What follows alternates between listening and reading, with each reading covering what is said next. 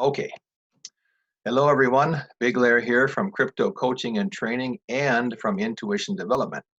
Those are my two YouTube channels, and I also have Patreon channels with the same names. Crypto Coaching and Training deals with everything crypto, from learning how to pick solid cryptocurrency projects to getting onto exchanges, downloading and using crypto wallets, exit strategies, you name it. And my other channel is Intuition Development, which has the goal of teaching anyone how to develop their intuitive abilities, which some people may call psychic abilities. Due to a lack of honest teachers with a passion for helping others develop their God-given natural intuitive abilities, I created this channel. Now, I want to be upfront. While my YouTube channel has videos on various woo-woo subjects, only my Patreon channel has videos on techniques and practical lessons for developing your intuitive/psychic abilities. Today's guest is like me in that she walks in both of these worlds, cryptos and the intuitive psychic realm. Okay, let's get into this. Today, I'm very happy to be interviewing Sonia Novick. I hope that's the right pronunciation. Better known as Sonic Nova. She's a psychic, a medium, a medical intuitive, a relationship expert, a certified remote viewer, a lifestyle coach, and an energetic healer. She has been doing all of this for over 40 years. Now, I could go on and on about Sonia here, but please go to her website at sonicnova.net to get all of the details and to see what great things she has to offer. Okay, Sonia, thank you for joining me today. Yeah, thanks, Larry, for inviting me. Now, the first time that we talked was a couple weeks ago. I didn't know anything about you other than what a mutual acquaintance had said to me.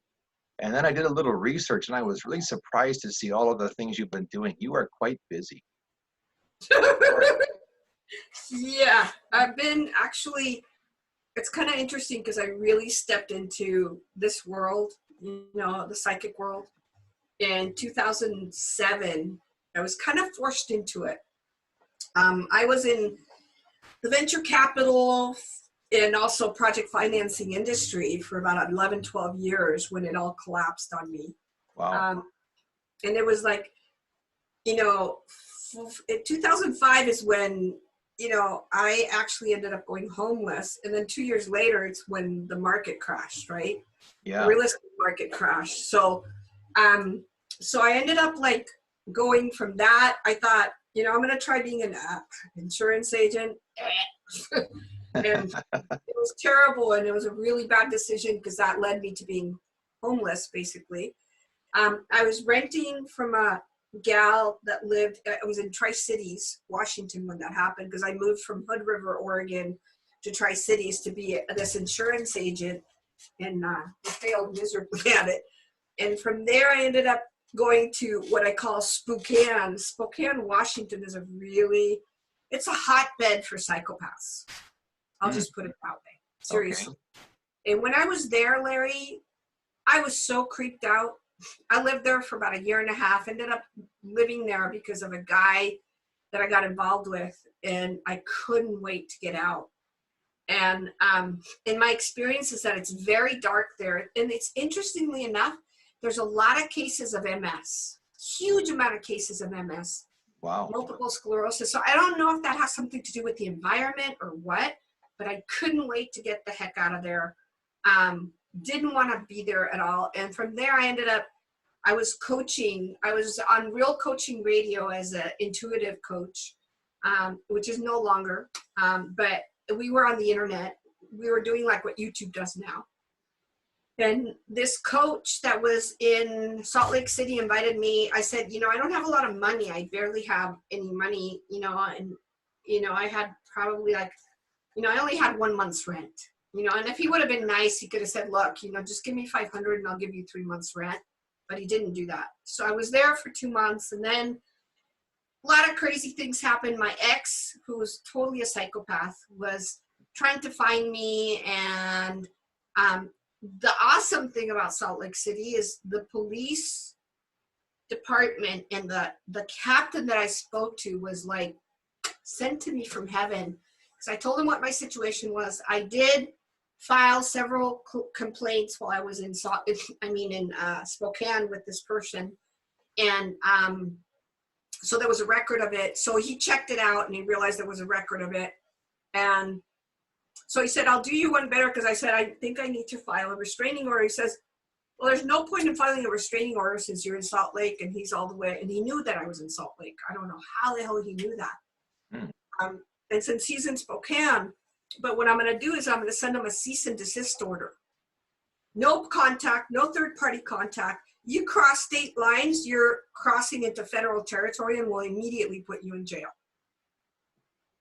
So after that, I never heard from him again. Thank God. That was the end of his, pursuit. And then I ended up only 2 months. And at that point, I had called my ex-husband, which were really good friends, but he was with somebody else, and he couldn't, I couldn't really stay with him, and he had 2 kids. And Sure. he said, I'm really sorry. He's in San Diego, and he said, I just can't do this. And my sister, that's a year and 2 months older than me, totally said, oh, you're unstable, you can't stay with me. I'm like, duh, I'm going homeless. Yes, I'm unstable. I just need a hand up. I need a couple of months to get my feet, get it back on my feet, get a job, and just keep going. And none of those doors opened. And also my other half sister, who lives in New Mexico, did the same thing. They both just, family's not as thick as blood. Sure. But what happened is I had somebody that would listen to my radio show every week, and her name is Heather, and I was helping her so much with the radio show that somehow, I don't know how it happened, that she was able to get a hold of me directly. And we started talking. I told her my situation. She said, look, I've been homeless. I was homeless since I was 5. Wow. And I was homeless in the streets of where was it? Washington, somewhere in state of Washington. I think it was basically where all the people that were doing, so it was, I'm not sure where in Washington, but it was one of the major cities. And so she said, I was homeless since I was 5 because I ran away from my mom, who totally abused me. So I totally get it. I totally understand it. She said, look, don't worry. I said, I only have, by the time I get there, I may not even have $50 to my name. And so my ex-husband was really kind and lent me $500 to be able to get a U-Haul. I had all my stuff in storage when I got to Salt Lake. I had a whole bunch of stuff that I abandoned in this house with this crazy person, because he claimed that I owed him $10,000, which I didn't, But just to get him out of my hair, I just left furniture and I left all kinds of stuff. And I couldn't fit it in the truck anyway, so I just had this 26-foot truck that was all jumbled because I had people that came and packed me in 4 hours, and I left with that and my cat. And then I got into another bad situation with the guy that invited me into Salt Lake City. He was another whack job. It was just one whack job. So I was so relieved to be with this woman in Las Vegas. And that's the door that opened for me. It's like, that was destiny, And so she said, I only have a small apartment. I have 2 kids. And, and I said, I'll couch surf. I'll stay with you on the couch. It's okay. I don't have to stay in their beds. And they were living in pretty meager conditions, even though they were living in a nice part of a condo area in Las Vegas that wasn't in the bad district. It was in the good district. My cat was pretty phenomenal. I mean, he would stay on the couch with me. When I wasn't there, he would just leave, so the kids wouldn't bug him. He was amazing. He was just, this cat was like a human, he was just my companion. I called him my familiar. And so I was in Vegas for about a couple of months, and then I got a job. I got a gig with a company that was selling timeshares, and that didn't really work out. But I got another gig that I found on luckily, where was it? On one of the hosting websites where you can find homes and all kinds of things. And this guy was really honest, and he had a company that was training security guards. And so I went to do the interview. He had a woman that was working in the office. I signed up as one of the salespeople. you know, because that's Sure. my back. I have a good background in sales. So I started doing that, and I started doing pretty good. I was still living kind of with Heather. I had my little computer with me so I could do the shows. You know, I was like living on the edge, like, you know, like they say, you know, I'm one step from being on the street. Sure. And then what happened is I started working for Vance and I met these guys that were top salespeople at the timeshare place. And I told them what I was doing. And I told them that they were paying me $500 for every person that I signed up in sales that came in to do, you know, they paid like, I think they were paying like 2,000 or 2,500. So I got 500 of it, and the rest of it went for the trainers and for the school. And these guys were like, 500, damn, you make better money than we do. And so they said, we want to join you. And I told Vance, and he goes, I'm going to make you my sales manager, you know, and you're going to manage these guys. So I did. And these guys, I mean, this guy was a machine, you know, within 2 months, 3 months, he was making 10, 20 grand a month. And I was making 5% of that, which was awesome, you know. And then there was this other guy that wasn't as good as him. You know, I was making 5% of, he was making like 5,000, but you know, all of a sudden I had a whole bunch of money. Sure. The first thing I did is, of course, I had to move out of Heather's apartment. At that point, I think I had already done that. This couple put an ad up on Craigslist. It was Craigslist where I found Vance, you know, and where I found this couple. And they were in the really bad part of town, like really bad. You know, but I was like, you know, I work at home. I work on my computer. I work with Vance. I wasn't working the timeshare anymore. And, you know, so the first thing I did when I ended up with like, I think it was $5 grand that they paid me, I went and bought a car, you know, because I needed mobility. So I bought a little Cabriolet. And the next thing I did is right after I got the car, I actually went to all, you know, I was guided. Like my intuition was like, I looked online at all these centers, these spiritual centers that were in Vegas, and it's a big industry there. I didn't realize that. I thought that Vegas would be sex, gambling, you know, prostitution, all that stuff, drugs. Sure. And sure, there's part of that, but there's a big spiritual community there. Wow, really, that's interesting.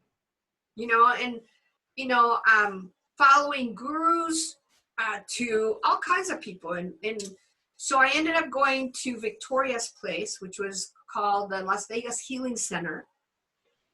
And she had a pretty big place, and she had a huge following. She was a Russian woman. And I went there, and I told her, I said, you know, I'm a psychic, and I'm a channel. And I was channeling, at that time I was already channeling. I was channeling on the Real Coaching Radio. I didn't even know I could channel her. I just, all of a sudden, one day I was doing my show, and I had a co-host. Her name was Gina.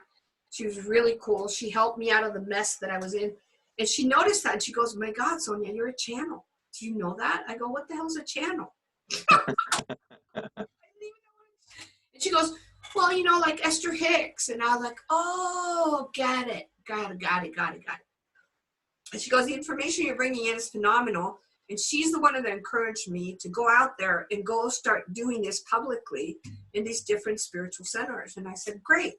So I went to meet with Victoria. I told her, you know, I kind of showed her on YouTube, and she saw it, and she was very intuitive to it. And she goes, I want you here. And she basically said, look, to introduce you to all my people, let's do it on donation, because then more people will come. You know, later on you can charge whatever you're going to charge. But I was always super reasonable. And so Victoria basically, you know, put out a thing that there was this, you know, channel in town. You know, she did a great job of marketing. She's very good at marketing. And 50, 60 people came to my first event. And, you know, I was planning to charge like initially like maybe $20 a pop, you know, because that was reasonable at the time. People can afford that. Sure. And so, you know, I didn't do that on the first one, but then on the next the next ones, I started doing that because I started getting a huge following. And so I went to the Las Vegas Healing Center. I went to several other healing centers that were all over Vegas. I had my car, right, that I could go now and go to these different places. And luckily my car and I kind of like did this psychic connection that I knew there was a problem with the heater but my car lasted like 5-6 years. I mean, there was this connect. I don't know how to explain it, Larry. It's like we were like, you know, like it was a part of me, you know, and I was consciously like watching it, and it would get overheated, and it would tell me I'm overheating, and I would stop and put that stuff that cools it down, and you know, and I had a bunch of mechanical work on it. Long story short, I traded it in a few years ago, but you know, I was in Vegas and started becoming super popular and was known for being authentic and credible. You know, I was known for not being a person that would, there's a lot of psychics in Vegas that rip people off. Sure, I can They get imagine. into their graces, and then they find out where they have all their money and all their jewels. And I stayed with a woman like that got totally ripped off by a psychic, and that the psychic told her, I'm going to hold on to all your belongings. Oh my God. So that you're protected. You know, she's invented this whole freaking criminal, you know, totally criminal. And of course, Lisa didn't want to hear me when I was going to tell her, look, she ripped you off. You know, she already sold all your stuff. It's gone. Like, you got to move on with your life. You know, if this is all you have left, this is all you have left. And she was living by the grace of God, because she was living in a house that she hadn't paid the mortgage in a year and a half. Wow. You know, unbelievable. You know, it was like, and I told her that, I said, you're being protected by God. You're being protected by a higher source. And that's why they're not coming after you to kick you out of your house. You know, but you got to get a job or do something, because she was so depressed because of all the things. And I said, you got to get back on your feet, Lisa, because otherwise you are going to be kicked out, you know? And so, and I said, you don't want to experience what I experienced. She asked me when I was living by the Wynn, the Hotel Wynn, which is the worst part of town. Worst. Oh, really? Yeah. I mean, the house, the apartment in condo, or whatever you want to call it, apartment, it was a lower apartment. I only had my bike, and I would go and bike to the pharmacy or the drugstore. I'd try and go to the, you know, to the bus station to go get groceries. And, you know, it was all Section 8. There was a bunch of druggies. I mean, I would make myself invisible when I was on my bike to the people that were in the apartments, not people driving, because I didn't want to get run over. Sure. But it was really like a very hairy situation. And I was with this couple for about 4 or 5, maybe 6 months at the most. The problem with Vance's business is that there was another company that was training all the people there, and it's all mafia. And they found a way to get rid of him and his company, and, you know, and closed his company down, which really sucked, because that was a sweet deal, you know. But Sure. so that really threw me right into being a full-time psychic and being a full-time channeler. And when I would do these events, you know, people were just so blown away by the information that was coming out that nobody knew about but them, that I tell them afterwards, I say, well, you can make an appointment with me. You know, you can have a session with me, and you can have it at my place. You know, a lot of things happened where I was living with students, you know, all that fell apart. You know, I lost my cat. I found him. It was crazy. I mean, and finally found a place that was in a pretty nice neighborhood in Vegas. I had a couple of students that lived in that neighborhood, and I was teaching people how to channel and how to be a psychic and how to be a trance channel, and kind of like what you're doing. You know, I was totally into that and helping a lot of people. And then I was doing the healings, and I was doing all of it was channel, all of it. None of it was, I can't say none of it was me. It was all channeled, except for the classes weren't channeled, you know. Sure. But the healing that happened were phenomenal. You know, just like I have mind-blowing testimonials from people that had MS and it was completely gone. I mean, completely gone. Stuff like that happened that was miraculous, that built me a fantastic reputation, right? Yeah. So I'm in Vegas for 2.5 years, love what I'm doing. I have rented this house. That's a 2-story house. I had one of the people that was my clients came to live with me for a little while. She was on disability. She was ex-military, so she could easily pay the rent. She only stayed with me for about 2 months, and then she disappeared. But by then I was making really good money that I could pay. You know, the rent was really cheap, because these were houses that were going to go into foreclosure, and Oh, sure. they had so many foreclosures that the banks needed people to live in them. So they wouldn't, like, people wouldn't go in there, and because people were going in there and ripping off the toilets, and, you know, after the people that were evicted left, there was people that were breaking in, you know, meth heads that were looking for copper, you know, or looking for anything valuable that they could sell, you know. So I rented one of these places, and I initially rented it with this couple, and within a month they were gone. I was like, you're out of here. And that's where I started having, I still went to places to do my events. I met this woman that was a yoga teacher, and that was through Mary Pat. We're still very good friends. She's, you know, I really love Mary Pat. She saved my ass so many times in Vegas. And she actually introduced me to Olga. And Olga has a yoga studio, and I didn't know this, okay? But I went and did an Olga event, and there was 20, 30 women there, only women. One of the women that was there was the wife of the police department captain of the drug enforcement, whatever they call it, I don't know, but he was like the head guy, okay? Sure. I have no idea, and I didn't know this either till I came to live in in Ashland. That I met another psychic that was a famous psychic supposedly in Vegas, and she was really sick at that point, who told me that it didn't matter if you channeled, didn't channel, it didn't matter what you did. If you were a psychic, you would have the FBI show up at your door, have you thumbprinted, right? Sure. And, you know, and then you would have the green light because they need to track you in case you're a crook. Mm-hmm. Well, here I am, you know, I met at Olga, I met this woman that actually was married, and unfortunately this guy passed away from cancer, and I knew it. I mean, I channeled it, you know, and I remember that channeling, and he said, please don't tell my wife. And I was like, you got to do something about this. Why don't you let me do healings with you? And he was like ready to go. It's like, no, it's okay, you know. But I think this guy actually told the FBI to leave me the hell alone. Mm. I think this guy told the FBI, because the FBI and them, you know, do a lot of cases together. He said, look, leave this woman alone.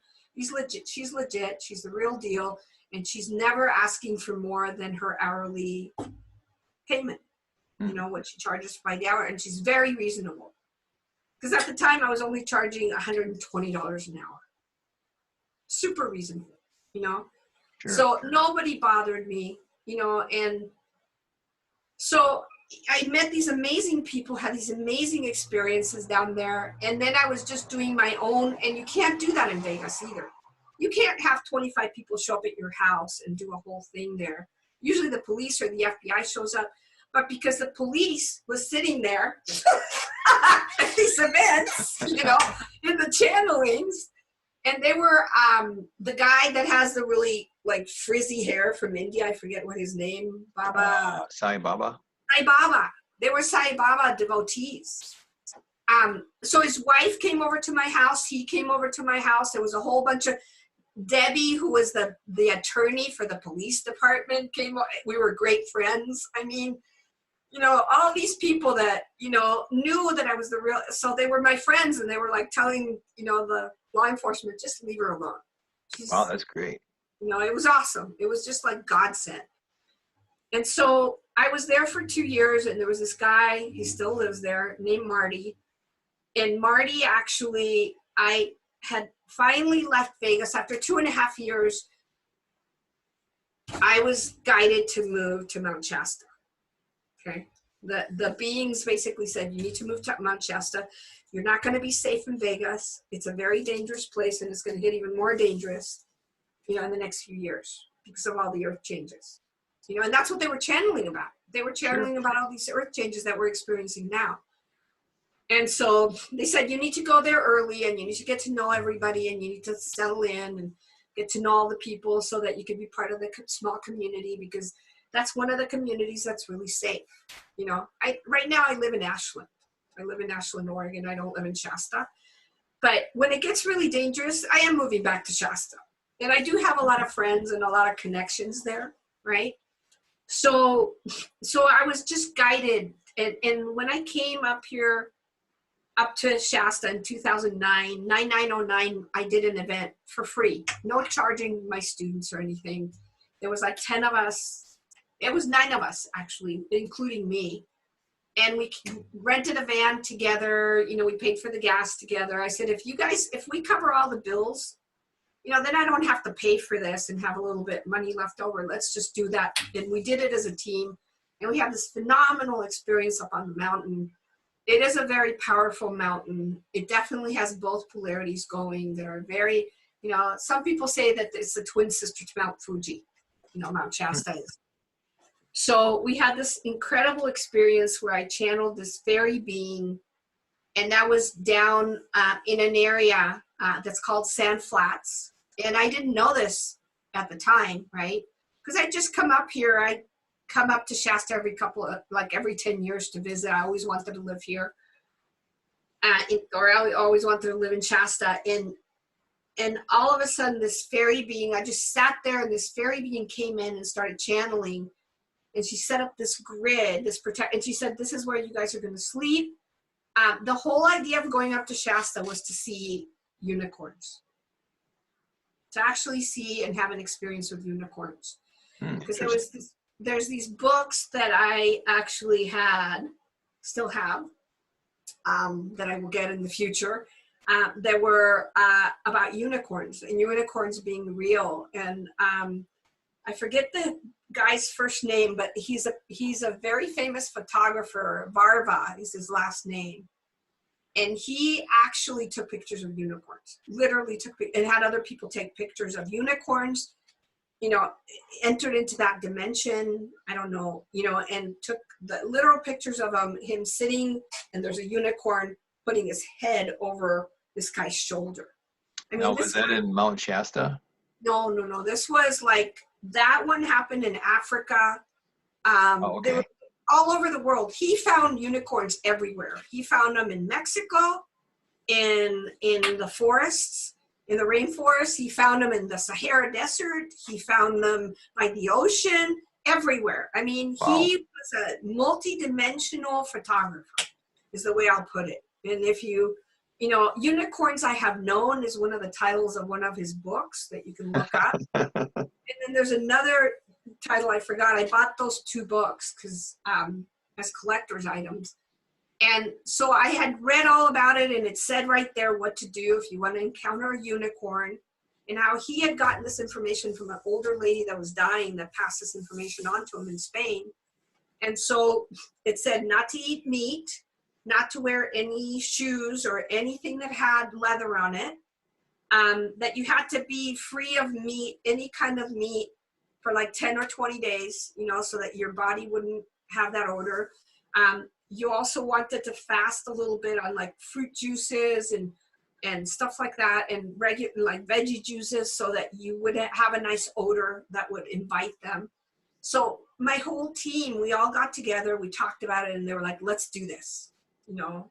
And there was a really unified group of students around me, that we became pals, you know. And so we all got together and we all did this. Everybody stayed on the tree. I said, if one of you cheats, none of us will get to have this experience, and you'll waste your money, you know, paying for all this stuff to come up here for nothing. Sure. You know? And because we're going to enter into a different dimension. I have had experiences. You know, anytime that I go up to Mount Shasta, I have these phenomenal magical experiences. And so it's very multidimensional, and that's what I shared with these guys. So we basically, everybody was clean. We had that fairy being that showed up. The other thing that, excuse me, unicorns love, they love dates and figs. Love them. So when we got to this area, I created this altar for them. And I put the figs and I put the dates on the altar, and we put flowers, because we got flowers in town, and we put flowers all around it, and it was beautiful, beautiful altar. That was right by a tree stump that had been cut. And so we were basically just hanging out with the fairy that came in and channeled through me, that set up the grid, basically, this Okay. dimensional grid. And then what happened is that we stayed there, we camped. None of us had tents, okay? And keep in mind that Mount Shasta has mountain lions, bears, you know, a lot of wildlife, you know. No wild boars, thank God, but lots of deer. But it was like we were just guided, and we all kind of slept together. There was one big tree and another one here, and we slept in between these two trees in a flat area. That's why they call it sand flats.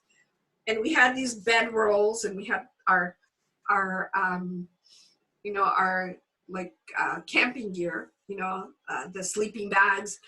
And so we're all sleeping, and at 3 o'clock in the morning, this owl comes right above me and starts hooting, hoot, hoot, hoot, woke me up. And I was like, oh, it's time. It was like coming here to A message. Yeah, like a message. And I really feel like these beings, these animals, are not only messengers, but they come and they shift dimensions. You know, they create a new dimension. So I woke everybody up. I said, come on, guys, let's wake up. It's time, it's time, it's time. It was like, swear, it's like 3, 4 o'clock in the morning. Here's the thing that blew my mind. Where the fairy that came channeling through me created this like dome. It was like imagine it a dome, but extended out, not totally circular, but more extended out, and through a 50-foot, maybe 100-foot parameter. Okay. Okay. Inside the dome, it was 70 degrees all night long. And I knew this because not when that whole occurrence happened, but when I woke everybody up at 3 o'clock in the morning, we sat up and we were, you know, we got like, I started looking, and all of a sudden I saw this little unicorn that was like playing hide and go seek with us behind this tree, you know, that would kind of lean in and look at us and then lean back.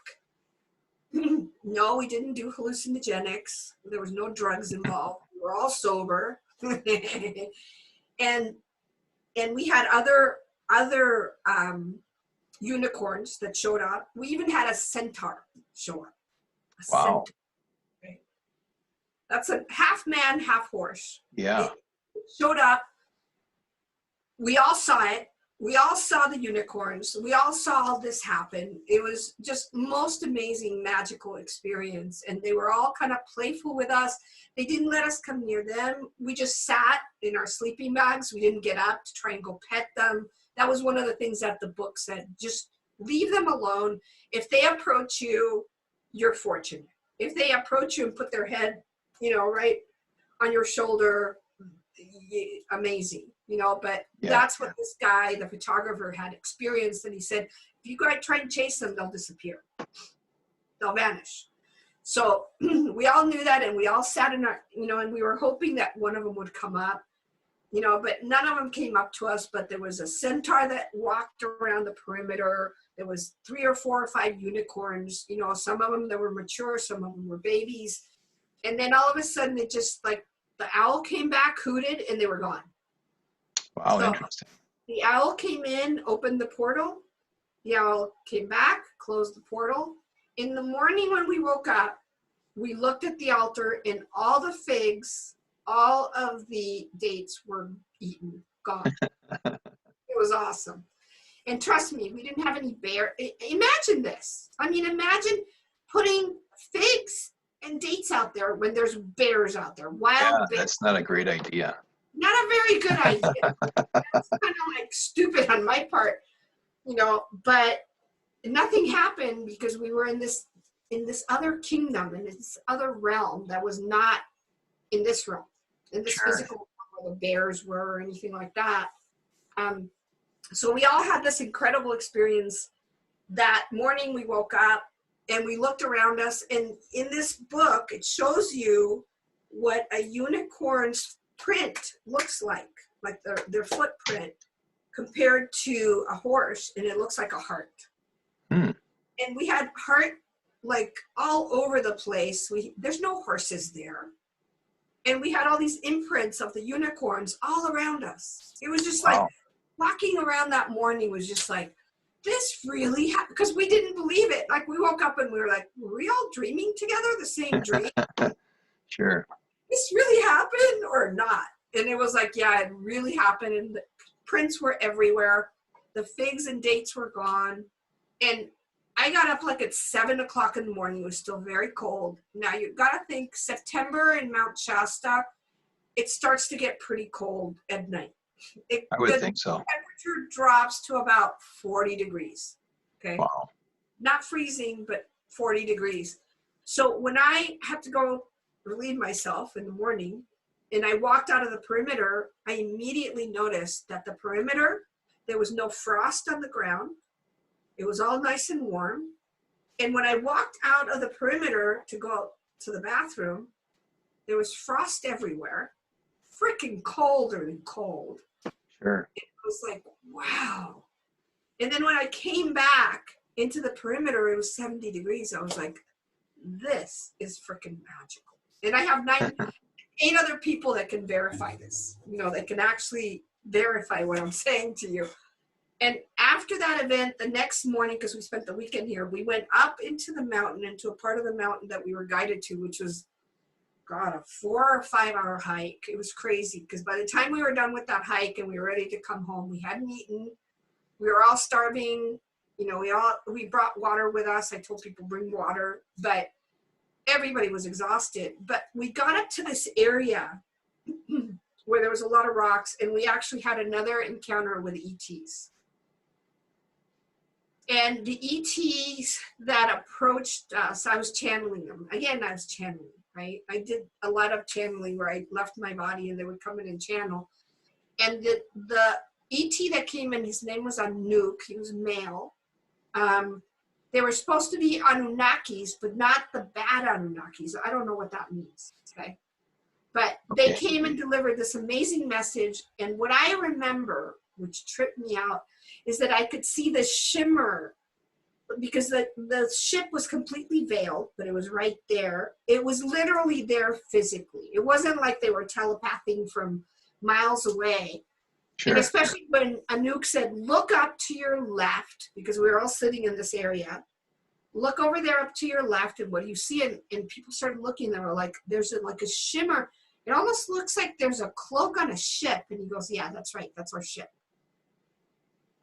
And the moment he said that, it was so bizarre. All of a sudden, we had 2 black ops that came because there is a secret, in Shasta, there is a secret, what do you call it, military base, okay? Oh, okay. And so these black ops helicopters came up and were circling around us all over the place. And that's when Anouk said, look, we got to go because they've spotted us. Magnetically, they can feel, they can detect the frequency with their equipment, and we got to go. And so I basically came back and I was able to see that shimmer, and then all of a sudden, boom, gone. And about 2 minutes later, the Black Ops helicopter stopped circling around us and we hiked down. That's just wow. one little experience out of like hundreds that I've had, being on this planet. Now, you mentioned channeling a bunch, and for people who aren't familiar with channeling, could you just give like a brief description of that? And then if you could just compare it to what you consider, like what is, if you say a psychic, what is that? And then a medium, how does that compare with channeling? Sure. Okay, so channeling to me is a way that we can get communication telepathically.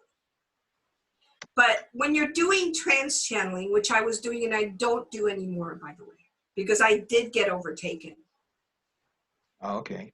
I thought that isn't that funny? When we are arrogant, and I was arrogant about it, and we think that I could feel the energy and I'll know when they're good or bad. we get we get tested. We really get tested by the universe. But at the time I was trance channeling, and what trance channeling is that you enter into a trance state. Okay. So it's not you, the personality, me, Sonia, that was doing the channeling. And I would open myself up and allow another energy to overtake me, literally, to take over my body. Okay. And communicate all this information. And that's when I was doing that, and I did it for 2.5 years very successfully, and I wasn't overtaken. And that's something that I have witnessed in some very famous channels, that they get corrupted after a period of time. That they're not channeling that pure energy they were channeling before. That something gets in the way, and it probably has to do with our ego personality, you know, that corrupts the message and the real, like the light message as opposed to the dark message. Sure. You know, and I witnessed that with a lot of people that I've seen channeled. I can't even remember their names, but, you know, even Esther Hicks, you know, you see her now and she's nothing to what she was 20 years ago. She isn't. It's not the same frequency, you know. She's just more telling people what to do. And I could tell it's a distorted energy. But that's trance channeling. Now to get back to channeling. Channeling is kind of a way of mediumship.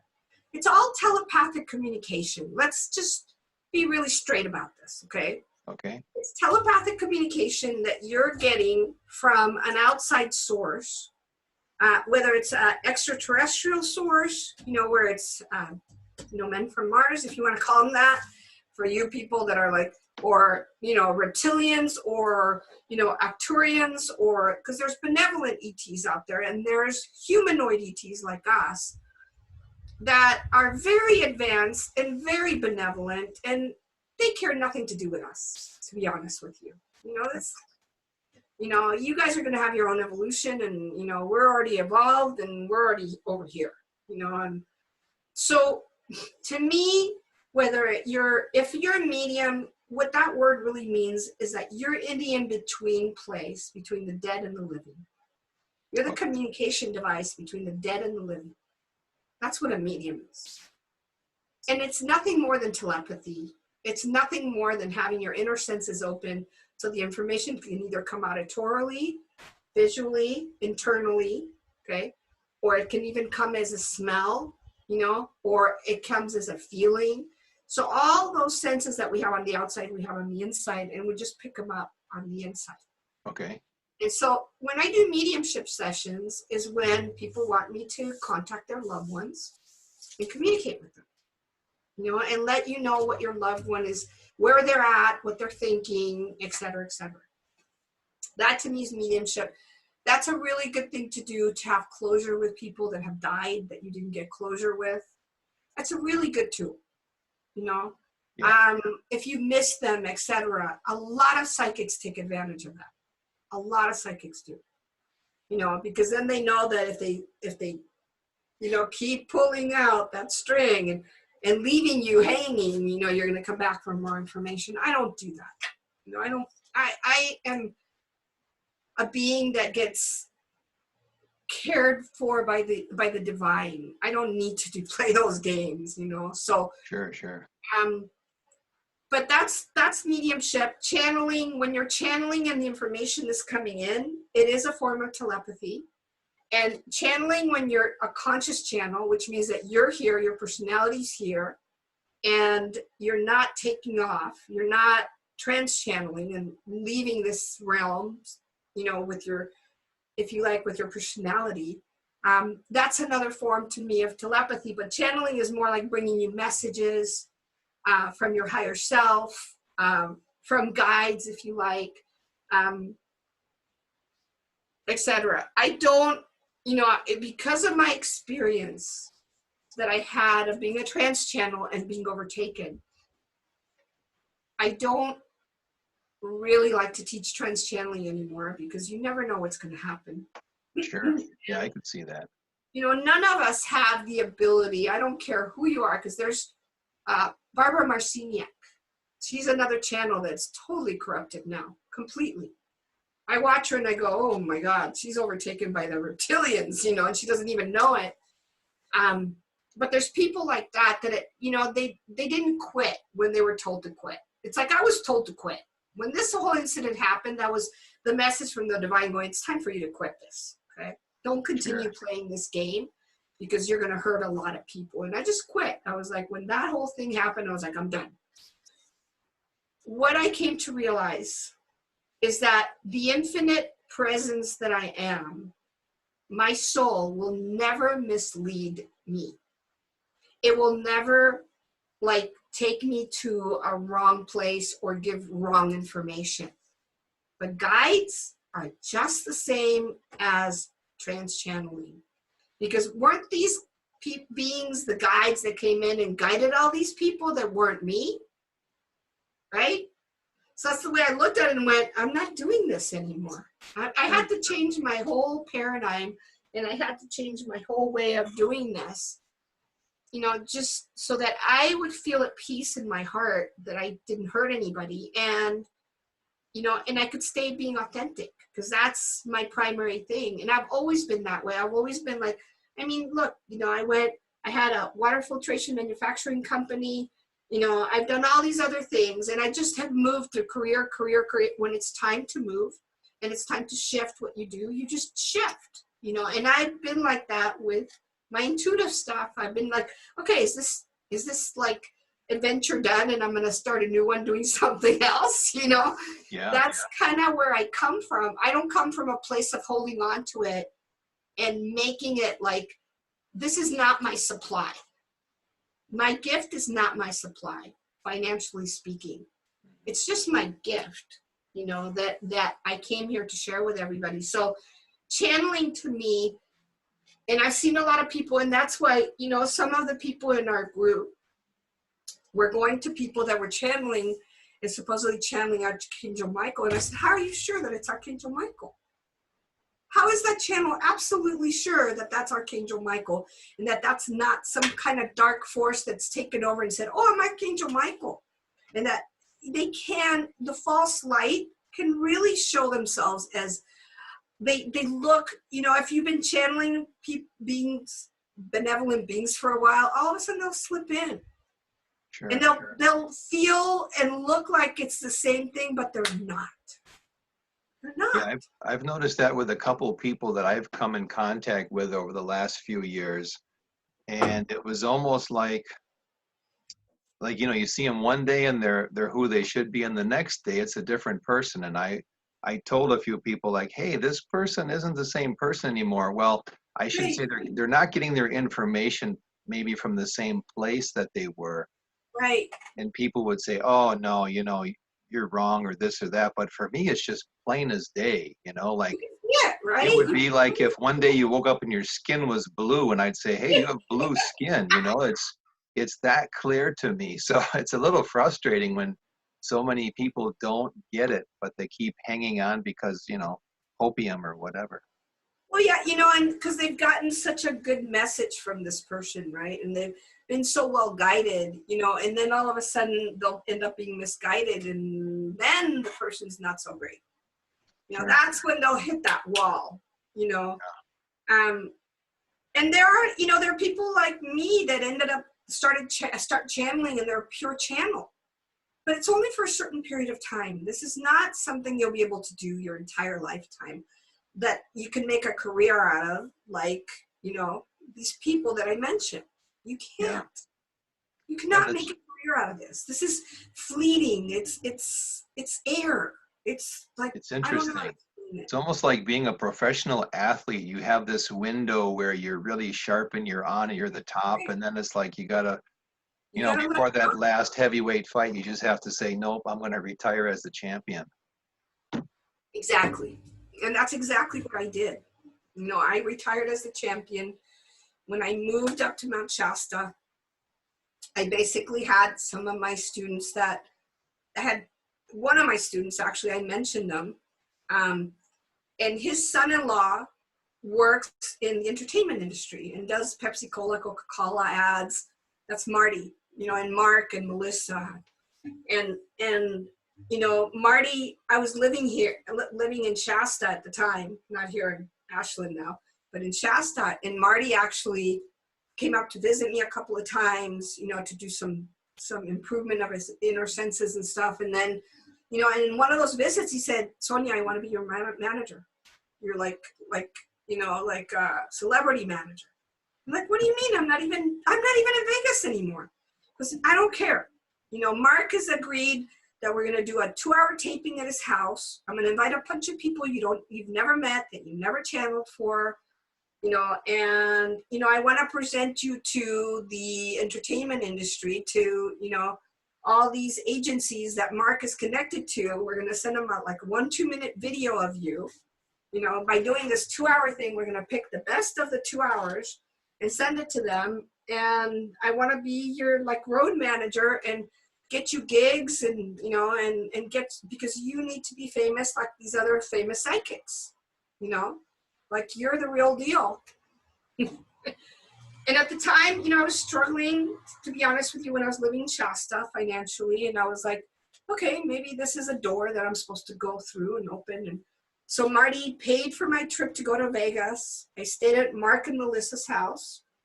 You know, they have a beautiful house in Vegas. And Marty came over, and he had all these people show up the day that I did the event. You know, Melissa did all my makeup. You know, I was sitting in this chair that was like a director's chair. Everybody else was sitting around me. We did this 2-hour whole amazing mediumship. We were doing mediumship. We were contacting people's families that had crossed over, people they loved. And I mean, one of Marty's kids, I forget her name, she was crying and weeping, you know, because her mom came in through me and just told her some incredible things that I never knew about. Marty never shared that stuff with me. And she was bawling, okay. I had other people. I had one guy that was there that was probably, he was in his late 60s, 70s, didn't even believe in mediums, okay. And all of a sudden I started giving him all this information about how his family had come from overseas, from Europe, were in the States, and they were actually in the South, and that they were in like the war that happened during the independence. Okay. Never did I ever speak to this person. This man's mouth was like, because he didn't share it with anyone. Marty didn't even know about it. And I said, oh, and by the way, one of your great grandparents, you know, that's sharing all this information that he was, and I said, here's where you can find all the records, you know, go look him up. And I said, he hid a chest full of gold coins and all kinds of things for you. And he wants you to go find it and get it. And I kind of gave him where it was. You know, it was somewhere, I don't even remember where, if it was Virginia or somewhere around there. You know, but I said, you need to do all your lineage stuff and find this person. And I described him. I literally described what he looked like. I said, this is how old he was when he died. He was a captain. He wasn't just some, you know, soldier. I said he was a captain. You know, trace him back and you'll find it. And he's going to help you find this, you know, betroth you with your inheritance, you know, that it, yeah. And I went and looked at it remotely, and I was like, and nobody's ever found it. It's still well hidden, you know. Wow. So I did stuff like that, you know, and talked to several people, and there was like 20, 30 people, and did mediumship for 2 hours. All that was done, you know, we were finished with that, had a nice dinner with Marty and his family. The next day I flew back to Shasta, and 2 months later, right? Because Mark, I kept calling Marty and going, come on, Marty, what's up? You know, why is this taking so damn long? And he was like, oh, Mark's really busy, you know, and Mark was doing this as a favor to Marty. Oh, sure. Okay. He wasn't doing it because Marty paid him 10 grand to do it. Because if Marty would have paid him 10 grand, Mark would have had the video done that day. But the video sat there, I guess, you know, in the can, if you like, for 2 months. And finally, when he got around to it, Marty gives me a call and goes, hey, Sonia. And I go, hey, what's up, Marty? He goes, Mark and I just went through the whole damn video, the whole 2 hours. We see everybody else. We could see everybody. We could see my daughter that was crying. We could see Melissa. we could see, you know, the guy you were giving all that information. We could see everybody that you talk to, and that, but you are veiled. What do you mean I am veiled? He goes, literally, there's a fog around you. All we could hear is your voice. We can't see you. We can't use this tape. Are you open to coming down and doing this again? I said, no, Marty. I said, I'm not meant to do this. I'm sorry. I'm sorry you spent all that money to fly me down. He goes, it's okay. It was only $500-600, no big deal. You know, he's at Ventura. He fixes, you know, he does the crowns and stuff for dentists. So he has a pretty good living. And he was like, don't worry about it. And I said, I just got this really strong feeling, you know, this intuition that was like, don't go there. Don't go there. There's going to be danger. And so we dropped it. We literally, like, I dropped it, and I had to find another way to make a living, and I did. You know, and move on with my life. And that's been, my life has been like that, that I'm not to be in the limelight. I'm not. Well, that's could be a good thing, you know. When I very good thing. when I was trying to think of when this was now. Oh, I'm trying to think of how old my oldest kid was. About 19 years ago, maybe 18 years ago. I'm here in Japan. I was here in Japan. My wife's Japanese, so we're at this electronics store, and I'm holding my son. So he's small enough to where he's a baby. I'm holding him. My wife's off looking at, you know, whatever. I'm standing there looking at all the advertisements on the wall, and there's a famous singer. I heard your video. Oh, okay. Yeah, so I realized this singer's a reptilian, and then it was just like, you know, that movie They Live, where they put the sunglasses on and now they can see things. It was like I didn't need the sunglasses from that moment forward, and I would go around, and I realized all these politicians and TV talents and musicians, They're all reptilians. They're all reptilians, and yes, you know, on the train, and I would see them, and then I realized, like, wow, anybody who's high up or in the entertainment business, they have a tough life, you know. And it didn't take me long to, you know, I was shown what's involved with being famous. If you're a famous singer, if you're a famous actor, actress, whatever, you go through some terrible stuff. And, you know, of course, now things are coming out with, who was that guy? The guy who was murdered in prison, you know, and all of this other stuff. And it's like, I was shown that years and years ago. That's awesome. And you know, I knew I was, you know, because in the beginning, you know, you're the only one, and you're thinking, am I really seeing this or not? I had 2 Japanese men in black come to my house, and they just made me so furious. They were there, I think, to warn me. It didn't work, though, because I was so furious that they would come to my house to do that. I was like ready to tear these guys apart. And long story short, they quickly left the location. But I realized, like, oh my God, this is the life for people. You know, so many young people, oh, I want to be famous, I want to be this and that. And I thought, boy, if you had any idea of what you're going to go through, you would run the other way so fast. And that's basically what happened. I just ran the other direction. When that incident happened, I was like, I don't care if I can make $50,000 a month or $100,000 a month. It's not worth it. Yeah. And with this big mouth of mine that I have, where I speak my truth, they would have like 2 years of show and tell, and then they would have just, you're out of here. Yeah, I was a number of years ago when I was doing stuff with Organite, I was connected with a guy who was a super famous psychic. I'll try not to give too much information about him. He was one of the first guys who realized computers would be big, and he owned a chain of computer stores up and down California. He was on the Oprah Winfrey Show. He wrote books and this and that. And then he started to realize what was really going on behind the scenes, and he wrote a book about it. He was severely warned, told not to do that. He tried to publish the second one, his life got totally destroyed. Yeah. Totally destroyed.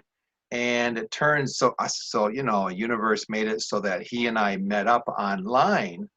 Wow. Two interesting things happened. One was I was able to buy half of his library of esoteric books, half of his library. And the second one was because I was into Oregon and he knew that. And I had made some devices and posted some things, and I had some interesting stuff happen. So for whatever reason, he communicated with me. And he sent me a couple devices and said to me, in the future, you will be implanted. And these two devices will get rid of the implant. Gave me the instructions, and he said, hang on to these. Don't ever do anything with them. And this guy was down and out. He was homeless at the time, but he sent these to me. He wouldn't take any money for it. And sure enough, there was a time in the future, bam, these two faceless aliens got me in the shopping mall. And it was just you know, it was the weirdest. I got rid of the implants. I still have the what would you call it? The remains of it in my arm. But yeah, you know, you start poking your nose in the wrong places, and man, you will get shut down so fast. Well, I mean, in a way, I feel like, in a way, this has also been their realm. I'll put it that way, because it's a realm for all of us, you know. Yeah. And that's one of the things that I can channel the consciousness of this universe. I can channel the consciousness, the Earth's consciousness. And that's one of the things that the Earth, and I did share that story with you, which I won't get into here. We could do that in another interview or whatever, if you like. But that I was told that I was a visitor here, and that I was told something that's very, very profound. That not only Terra, Tierra, is what they would call it in Spanish, La Tierra, Earth. The consciousness of the Earth, the consciousness of this universe, is the most powerful, not catalyst, but it's the most powerful alchemist. It's like this is an alchemy universe. And whoever gets invited here, your energy does merge and it does become alchemized here. So the reptilians will be alchemized, you know, any of these lower frequency races, because they are lower frequency, okay? Yeah. Will get alchemized. And that's their purpose here. And when I was told this by Terra, and I was told this by the universe, I stopped messing with other things that would have collapsed and caused insane disruption and disbalance that I didn't understand from this perspective of the human. But when I understood it from the perspective of not being in a body and being a body of consciousness, I was like, I get it. And I'm sorry I disrespected, you know, my bad. You know, I won't do that again. So that's the thing that I want to kind of share with people that are listening to this, that even though we go through all these weird experiences and pain and suffering from these lower vibrational ETs, because they are, there's a purpose of it, of us alchemizing a part of us that has that frequency as well, you know, and to raise our frequency to a higher level. And the ultimate goal is kind of like the way that this universe's consciousness showed me. She said, I'm like a Venus flytrap. I'm this beautiful, you know, the Earth is this beautiful creature, this beautiful radiant planet that has water, has trees, has sky, has all this beauty in it that we just like a Venus flytrap, right? The fly is so attracted to that scent that the plant puts out, you know, and all of a sudden it lands on it and it's sticky and it gets alchemized. And it's no different for every single being that comes to this realm. You know, it's that your soul is calling to be alchemized, to be transformed into a higher octave. Because that's what alchemy is about. Alchemy is not about, you know, grabbing a lower metal and turning it into a lower metal. It's about grabbing a lower metal and turning it into gold. You know, so keep that in mind, you know, that's part of our journey here of coming here. Yeah, exactly. And that's what these tests are all about. And I mean, when I listened to your video about the reptilians, I was like, go Larry, awesome, you know? And especially the part when you were talking about going into that huge piece of wood and becoming the wood, and then Oh yeah. immediately we're able to send out all those like thorns or whatever, Splinters, yeah. splinters, you know, and how not only that, but you were able to take that frequency that was attacking you, take it down to the ground where they were all bleeding and dying, and then the earth just sucked them up. I just thought that was like, look at the power that we have, you know, and I truly believe, because we have this ability to be conscient, sentient beings with consciousness, that our powers are truly unlimited, and that's what these reptilians are so afraid of. That's where all the lower vibrational dimensional ETs, extraterrestrials, interterrestrials, you know, all of them are deathly afraid of. And this is why in this time, there's so many of us waking up, right? There's so many psychics and people that have these powers. And it's because of the timeline we're in. It's because of the solar minimum. It's because of a lot of, the sun is actually changing our DNA, literally. Yeah, I think so. Absolutely. I can't prove it because I'm not a scientist. I just can feel it in my body. Oh you know, yeah. I can feel the changes in my body.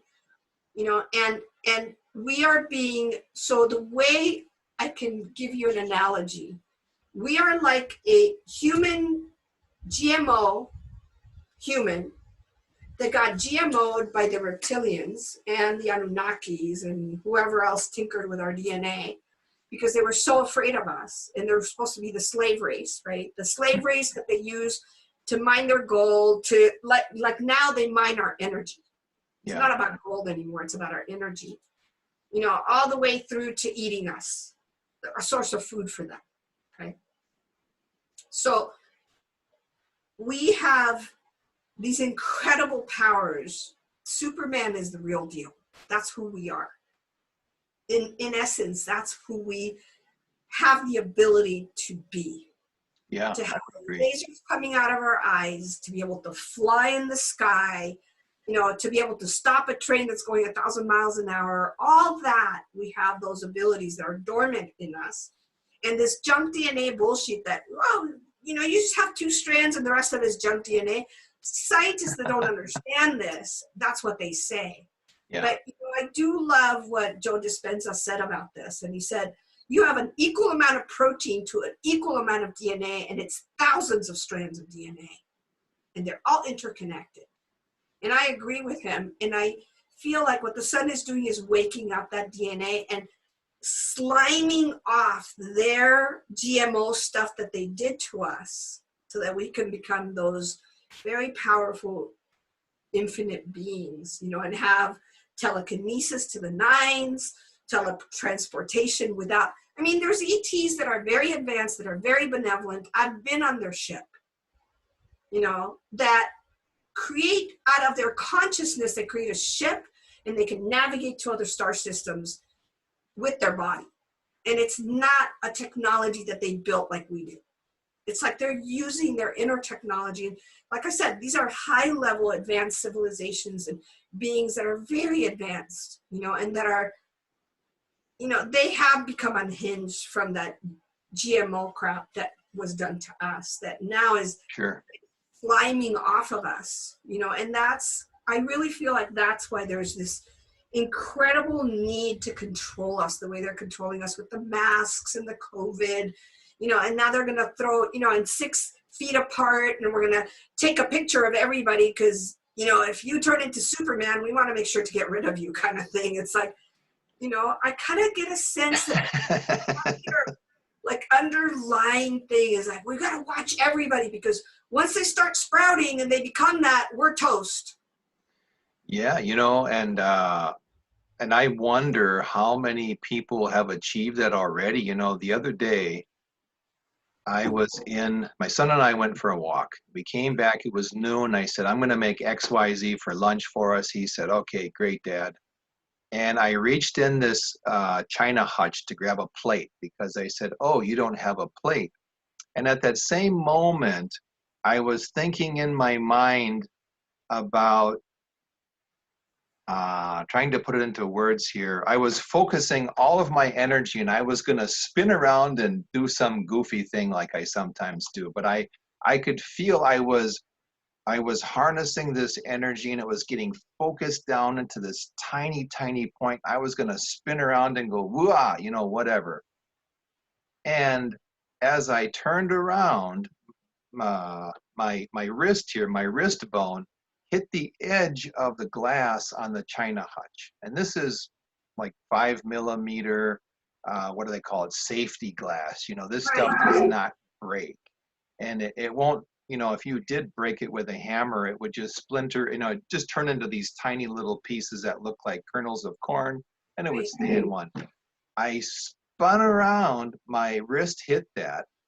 It literally sounded like an explosion.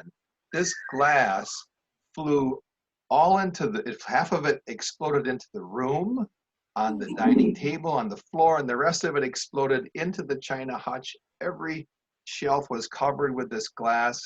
I stopped and I thought, my God, I must be just full of glass, you know, like it just hit me everywhere. I looked at my arm, nothing. I looked all over, nothing. My son came running, other son came running downstairs. Dad, there was an explosion. What was that? And my other son just sat there with his mouth open, and he said, Dad, you exploded that glass. How'd you do that? And the only thing I didn't tell anybody, I just told everybody, God, I must have hit it just right. And my wife's been having a heck of a time trying to get this glass replaced, because these glass guys come and they say, this is 5 millimeter safety glass. This does not explode. What did you hit it with, a hammer? What's the real story? They said to my wife. What did your husband really hit this with? Did he have a hammer or a sledgehammer and he missed? And she said, well, he told me he hit it with his wrist. And the guy's like, I cannot believe that. One guy said, I've been doing this 45 years. I've never seen safety glass do that ever. I don't know what to tell you. I haven't told anyone that as I was getting the plate, I actually was very relaxed, and I was focusing my energy to turn around and do something goofy. And I'm thinking, oh man, I had this happen one other time when I was a young kid, and I hit a door at our house, and the door was torn off the hinges. Yep. And I hit the door on the right side, and the hinges were on the left side. And I remember thinking, holy crap, I better not do that again. But the first time I was angry when it happened. Right. This time it was just relaxed. So yeah, it was just like the flow. So I've thought to myself for the last week now, man, if I could figure out how to channel that, and I'm probably not the only guy who's had this happen. I'm sure there are other people who've already figured it out. You know, you see videos on YouTube once in a while, some guy stuck in India, and he just gets out of his truck, looks around, and lifts up the back of this huge semi-tractor trailer and moves it, 6 feet, and gets back in his truck and drives. And you're thinking, wait a second. Yeah, that's happening a lot. And I really feel like that's our DNA that's being cleansed. That we're being brought back to the original Adam of our true being. That all that other stuff is being sloughed off.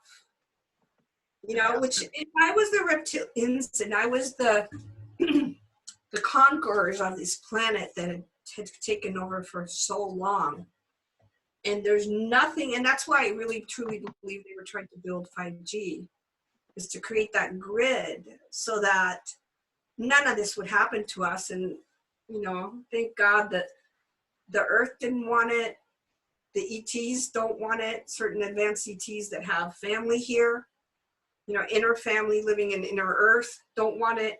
That it's not going to happen that way, because they would have killed us all. They would have. That would have been the kill shot. And it would have happened within days, not months or years. This kill shot, all the birds would have start dying, all the bees would have died. We would have been like in the next few days next. Sure. And maybe the only thing that would survive would be the fish. Maybe. Because they're in a different environment in the water. But that's not going to happen, you know, and I saw that, and I was given that information very clearly by these ETs that said, we're not going to let them launch any of these satellites. Any of the master satellites are going to be destroyed. Well, that's And good. we already warned them, we already told them that, but they don't listen. So, you know, they're just going to have to learn. Like I've always told these ETs, and I communicate with them telepathically from time to time. They do visit me. And I tell them, look, you got to get up, off of your Babel towers. You know, you got to get off of this idea that because you're reptilian, you're a different race, you think you're different from us. You're not. You also have been created by the divine. You're also a divine being that was created by the same energy. You just have a different expression that needs to mature. That's all. Yeah, and it's real funny because, you know, we have all this stuff now, you know, Black Lives Matter, and then I saw some people said White Lives Matter, and people were upset with this and that, and I look at this and laugh, and I think, if you knew about the alien presence on the earth, this idea of skin color would become, you'd realize how silly this is. Well, like one doctor said, there was one guy that I saw in STG report, and I didn't know the guy was a surgeon. You know, and now he's talking about politics, and he's talking about how the white hats are, you know, working on trying to get us free from all this, from the one world order. And it was really interesting. He said, you know, I had an incredible, at my university that I went to school at, the head, I forget what they call him, the head guy came in and told us, you treat everybody exactly the same. The day that you start treating people differently because of their color of their skin is the time you need to retire. And that really said, that really got impregnated in my soul, not in my mind, in my soul. And I'm going to tell every single one of you, I don't care if you're Chinese or black or white or purple. It doesn't matter what color you are. We're all pink on the inside. We're all pink, is what he said. Sure. So get that through your heads, you know, that the only thing that's different is the color of your skin and maybe your eyes that are a little slanted if you're Asian. And you know, that was so beautiful that he said that. And he was talking about what you're talking about, white lives matter, black lives. And he said, this is all a divide and conquer thing. It's all, yeah, that's exactly what it is. That's the only game they know how to play. And I think there's enough of us awake that we're awakening others to the fact that you don't need to play that game, that we are a single organism expressed in many different bodies here. Yeah. And if we come from that place of realizing we're not going to eat each other and we're not going to abuse each other and we're not going to kill each other and hurt each other, and we start synchronizing energetically with each other, we're a power that these ETs will voluntarily beg to get off this planet and leave us the hell alone. Yeah. Seriously, you know, I do see that as our future. I do, you know, and I do see, you know, like I've told several people in our group that I do see that even if they're trying to start a civil war, right? Supposedly Asia is trying to start a civil war in the States so they can take over because we're weak and blah, blah, blah. But in the end, what I see is that if it does become a civil war, it doesn't matter because we're still going to free ourselves from the New World Order. That this is not something that they can anymore control. This is something that the Earth Mother, and that's my message to all of you guys, because you listen to me. You know, I'm talking to the reptilians and all these beings that are low level frequency beings, that it doesn't matter what your idea is or what you think, and that you can see 50 years into the future and you can, you know, try and manipulate that. She's no longer going with your program. So you either get on the same level as us and start working in unison with us, or I suggest that you leave like the rest of your guys left in 2008. There was a huge vacancy of reptilians. There was tons and tons of UFOs that were leaving the planet from the sea because they had a ton of bases in the sea. And millions of them were leaving off the planet and left their little low, you know, what I call, you know, they're actually like a hybrid, part human, part reptilian. That's what we have. Sure. But all the real reptilians that don't shapeshift, that are reptilians, they have the, they have the skin of a reptile, they have the face of a reptile. They're humanoid-like, because they stand on their two back paws, and they walk around kind of like, I don't know, like Tyrannosaurus Rex, kind of, but it has long arms. All those guys are gone with their tails and their wings. They left because they knew this time was coming. And they knew that there was some big earth changes they didn't want to get swallowed into. So they left to another planetary system. And they left you guys behind. So get smart. Get smart about this and realize that you've been abandoned. Even though they told you the story that, oh no, you're going to stay there and watch everybody and keep control of things. No. They're long gone. They're not coming back here. Now you're left. And if you don't shift in consciousness like we are, you're also going to get left behind in a different way. Sure. Now, switching gears here, Sure. what's something that you've seen intuitively or psychically about the near future that excites you, that you've seen and you think, wow, this is going to be great. I'm excited about this. It goes hand in hand with what I talked about in terms of if there is a civil war that breaks out in this country, which I have seen, by the way. What I saw in the end is that we would be victorious, and that excites me. That we would get, what I saw is that civil war would start here. It would be fomented by the dark forces, to try and have somebody else come and take over, but that's not going to happen. And what I saw in the end of this 2.5 year, I call a civil war revolution, whatever you want to call it, is that we would win. In the end, we would win. We would get all the corrupt officials that are they call themselves communists, but what they really are fascists. They use the word communism, to cover themselves, but they're really fascists. And the Third Reich never ended, and that's who's behind all this. But all those are going to lose, is what I saw. And what I saw is that the movement in the U.S. is what's going to propel, and this is already happening in France, it's happening in the UK. All these other countries are going to go into rebellion. It's happening in China. It's happening in Japan. It's happening everywhere. And what I literally saw in my vision, and this was a vision that I got years ago, where I was shown this in this timeline. I just didn't know when the timeline was going to be, is that there would be a rebellion in the US for 2.5 years, that we would actually overtake the government. We would put in our own good people.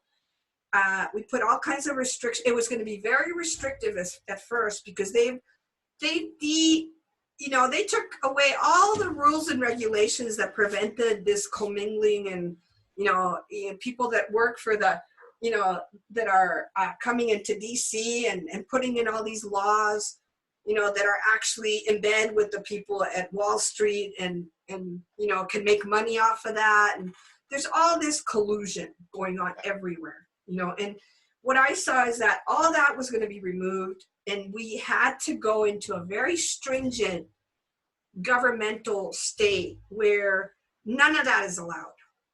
There's no collusion. There's no, if you work for Goldman Sachs, you cannot be also coming into DC and trying to change the laws to benefit you. Sure. I also saw that DC was going to be gone, all of DC, that it was actually going to be lit and burnt to the ground. Wow. All of it, the JOD, FBI, all the alphabet agencies that are subcontractors of the United States federal government contractor, because they're a contractor of ours. And I saw it all collapse. And then what I saw is that we were really going to take office in the real, our real unincorporated seat of power is Philadelphia. And the Philadelphia now is a mess, and that it was going to be revitalized, and that was going to be the if you like, central seat of government, that was going to take care of all the other states. I actually saw that all the states were going to be run like their own countries, but we were going to have treaties with each other. and that we were going to have a treaty with, like, there was going to be a not centralized government, but, you know, Philadelphia would be kind of like DC, like the federal government. Sure. That would unite all of us, because united we're much stronger than little tiny countries. And if you were going to live in Seattle, Washington, and you actually wanted to move to Los Angeles, you would have to get a permit to move to Los Angeles, because it's California, it's a different state, it's a different country, kind of like Europe. You know, the EU kind of changed that a little bit, because if you're part of the EU, you don't have to do that. Yeah. You know, they're trying to duplicate what they did here 150 years ago, but I saw that all of this was going to go back to the people. I also saw, which is very exciting for Americans, that the military complex realized that they had been duped by these criminals that are in office, you know, and that goes for the Pope and the Queen of England, who are manipulating all this, you know, and then they have their minions here. And they turned, you know, and that whole thing that happened in DC that I saw is that actually whoever was president, you know, asked to fire on the people, and there was people that were marching, and I saw 20, 30 million people, by the way, surrounding DC. They cannot control that many people, and that did it peaceably, by the way. It wasn't like they were burning things, and no, it was all peaceably, and they surrounded all of DC, and there was a lot of military that were vets, you know, that were with the people, and that whoever was the president at the time asked to, because they were confronting them and confronting some senators and confronting the VP, you know, and that he asked one of his captains to fire on the people. And, you know, he was like standing there frozen. An American guy is not going to kill other Americans, right? Yeah. And all of a sudden, the seas of people parted, and this group of 10 people came up to him, and it was his mom and his dad. And she looked at him and said, "Son, are you going to shoot on your mother and your father? Is it worth it?" And all of a sudden, in my vision that I had, and I had this 3 or 4 years ago, this guy turned around, who was a captain, put the gun onto the heart of whoever the president was at the time. It could be Biden, I don't know. I mean, what was weird is in the timeline that I saw, it was Biden and Obama. Now, obviously, that's not happening anymore. Yeah. But those are the people that were there that were telling them to shoot on the people. And that's who sold us down the river, basically, you know. Yeah. And so that captain turned around and put his gun and said, "You are under arrest for high treason." And then they came to arrest all of them. And what was funny is at the time that these people all marched into DC, because there was 30 million surrounding DC, the senators, nobody could get out of the White House or wherever they were having, you know, wherever the Senate gets together and has their meetings. And they were every single one of the people that were involved in this were all arrested. All of them. They were all arrested.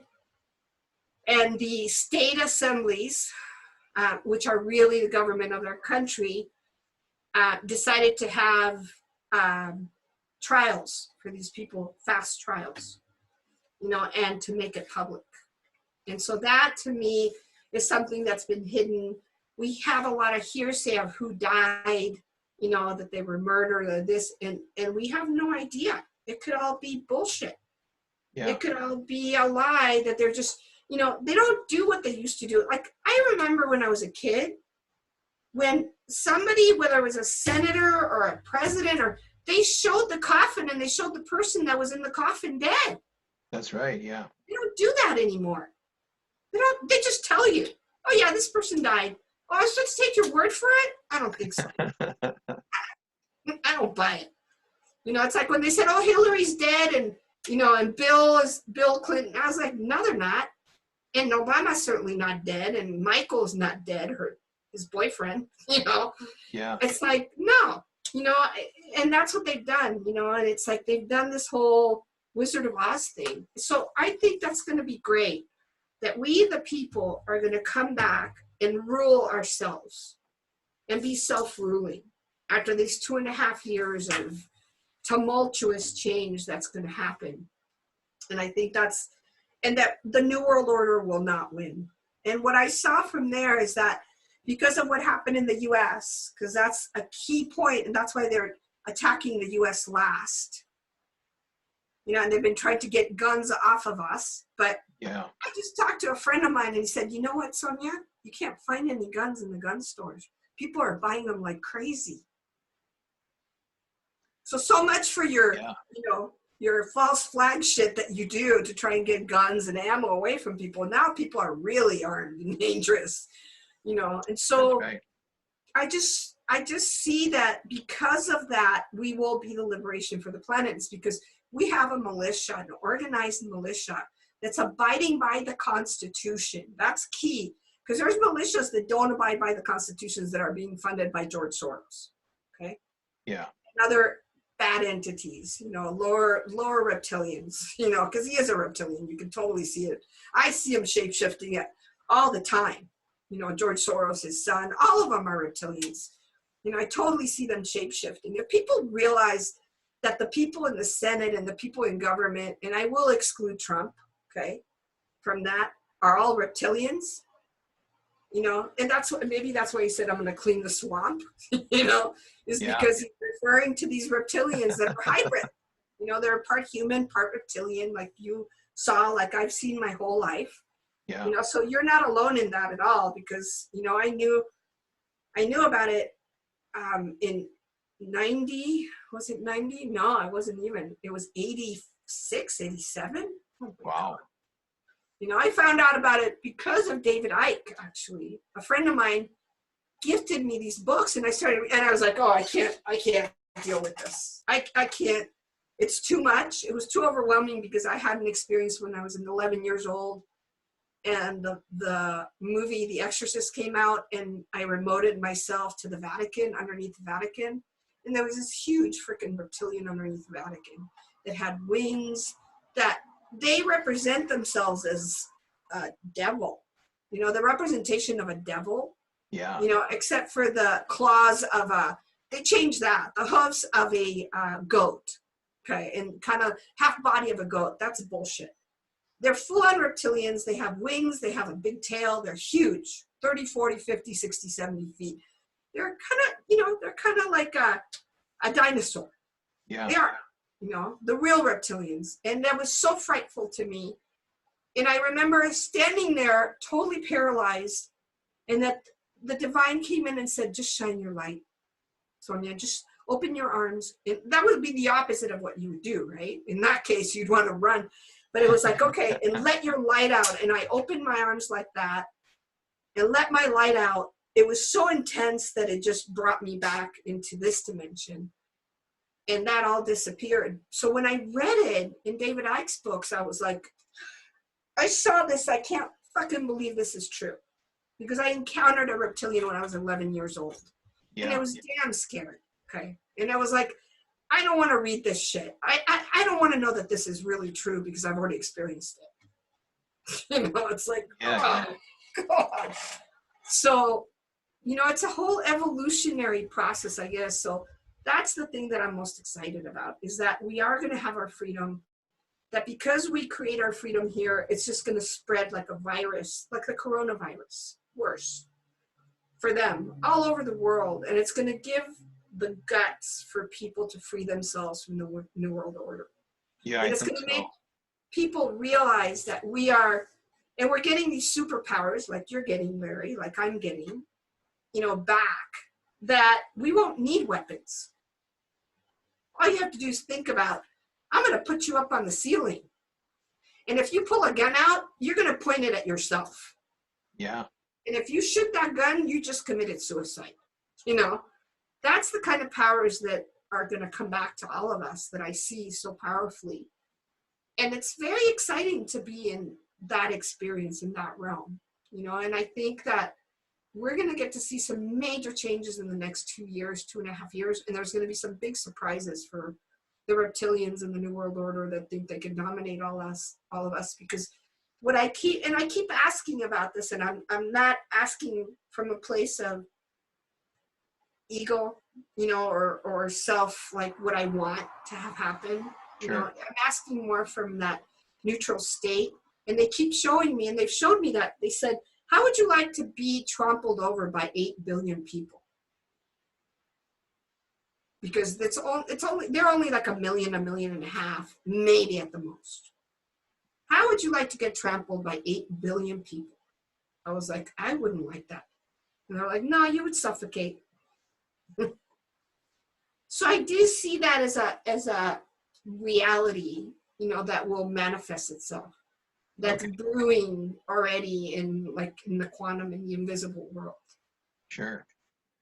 Now, I want to jump over to cryptocurrencies because we're talking about the future here. And I think maybe both of us agree that cryptos will be part of our future. I don't know how long, but I think they will be. And are there any cryptos that you're really excited about? You look at the cryptos and you go, these here look pretty good for this reason. Yeah. There was a couple of cryptos that I was, one of the people that came and read with me the other day, she alerted me to them, right? She made me aware of them. And these cryptos are for people that are, kind of struggling. You don't have a lot of money. If you have $200, $250, you can get 1 million of them, Sure. right? So one of them is The Key, which is TKY, and the other one is Dent. And right now they're at about 1/4 penny. Wow. Both of them are. Okay. One of them is at 0.0000254. The other one is at 0.000225, so it's less than 1/4 penny. Yeah. And I see them shooting up to $1. Wow. By not really this year, by next year. Okay. Maybe spring of next year. So you won't have to hold them very long. Yeah. So if you get 1 million of them, there's $2 million you just made out of $500 investment. Yeah. I think for a lot of people, they're, I mean, we talked before, I know that you've been in cryptos longer than I have. And there have been the last several years, these YouTube personalities who were pumping this crypto or that crypto. And then some people sprung up with their own, they were these different psychic people who are calling themselves psychics. That's just how I'll say it. Sure. And they've developed followings, and they were telling people, buy this crypto, buy that crypto. And I think for a lot of people, the advice given was so bad, and so many people, lost their shirts, so to speak. Right. I think for because the people who are on cryptos were all early adopters. Right. So people were in tune with things enough to get into this, but then they were unsure of what to buy, and they listened to all of these personalities give bad advice. That's kind of funny that you say that, because there was one of my clients, actually my psychic clients from Orano, got into digital currencies because she's kind of, she's a techie girl. Sure. And she created this company that actually trades for you with algorithms, and he makes money for you when the market's going up or down, which is pretty cool. Her name is Erin. And she's the one that got me into these different coins. I had no idea what the hell I was doing. She just said, look, it's the wave of the future. Wow. And then when she said that, I got it and I already was mining Bitcoin. I had no idea about these other coins. I had no idea. Sure. So really cool that she's the one that told me, look at Digibyte, look at Doge, look at Redcoin, look at, let's see, Ethereum was already going pretty up there by the time I was looking at it. Ethereum, Litecoin, of course, Bitcoin. Let's see, there's a couple of others that I'm missing. She basically was like, you should get some of these. They're cheap. They were really cheap. They were kind of like what I just said. Sure. And so she got me on that road. I gotta give her credit for that. And I actually picked, there was several, and the reason why I did this is because this is an industry, okay? Marijuana is an industry, and it's going to become, and it's becoming legalized. It has. And so at the time I was like, I was really intrigued by that. And there were several coins. There was one that was like hemp coin, and there was another one that was what was it? Marijuana coin, and all these different, and I picked pot coin. I was like, really? Like energetically, I was like, pot coin is going to be huge. It's going to take like 5, 6, 7 years, but it's going to be humongous because that's what they're going to trade. When we end up in only digital currencies and no more paper, this is what these guys are going to use on the blockchain to trade their pot, their marijuana for money. Sure.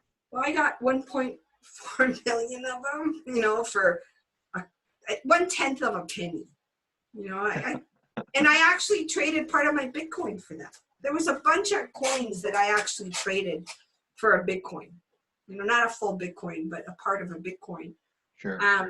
And so that's one of my favorites that, you know, if you have time, if you don't have time to hold it and you just want to get a bunch of money right away, that's not the coin to get. Sure. That's a coin that you sit on, you know, for another, I'd say another 3 years. I've been sitting on it since 2018, you know, so by the time 2022, 23 comes around, it'll be worth like $1, you know, or $10. You know, it'll go up all the way to $100, easy. You know, then there's one of my very favorites, always has been, I don't know why, and I didn't even know about the white papers and what they do, was Digibyte. Just love Digibyte. Love Bitcoin Black. I just got introduced by SL to Bitcoin Black, and when I read it, you know, she didn't tell me what her reading was, but when I read it, I was like, oh my God, this coin's going to be explosive. You know, it has the security, it has all the things in place, and it's for the people, and people are going to gravitate more and more towards that and being decentralized, you know, because of all the controls they're trying to do, that people are going to do anything they can to awake people to get into decentralized kind of currencies. So that's one currency I'm very excited about. Doge is going to be good. You know, Doge, and actually it's going up now.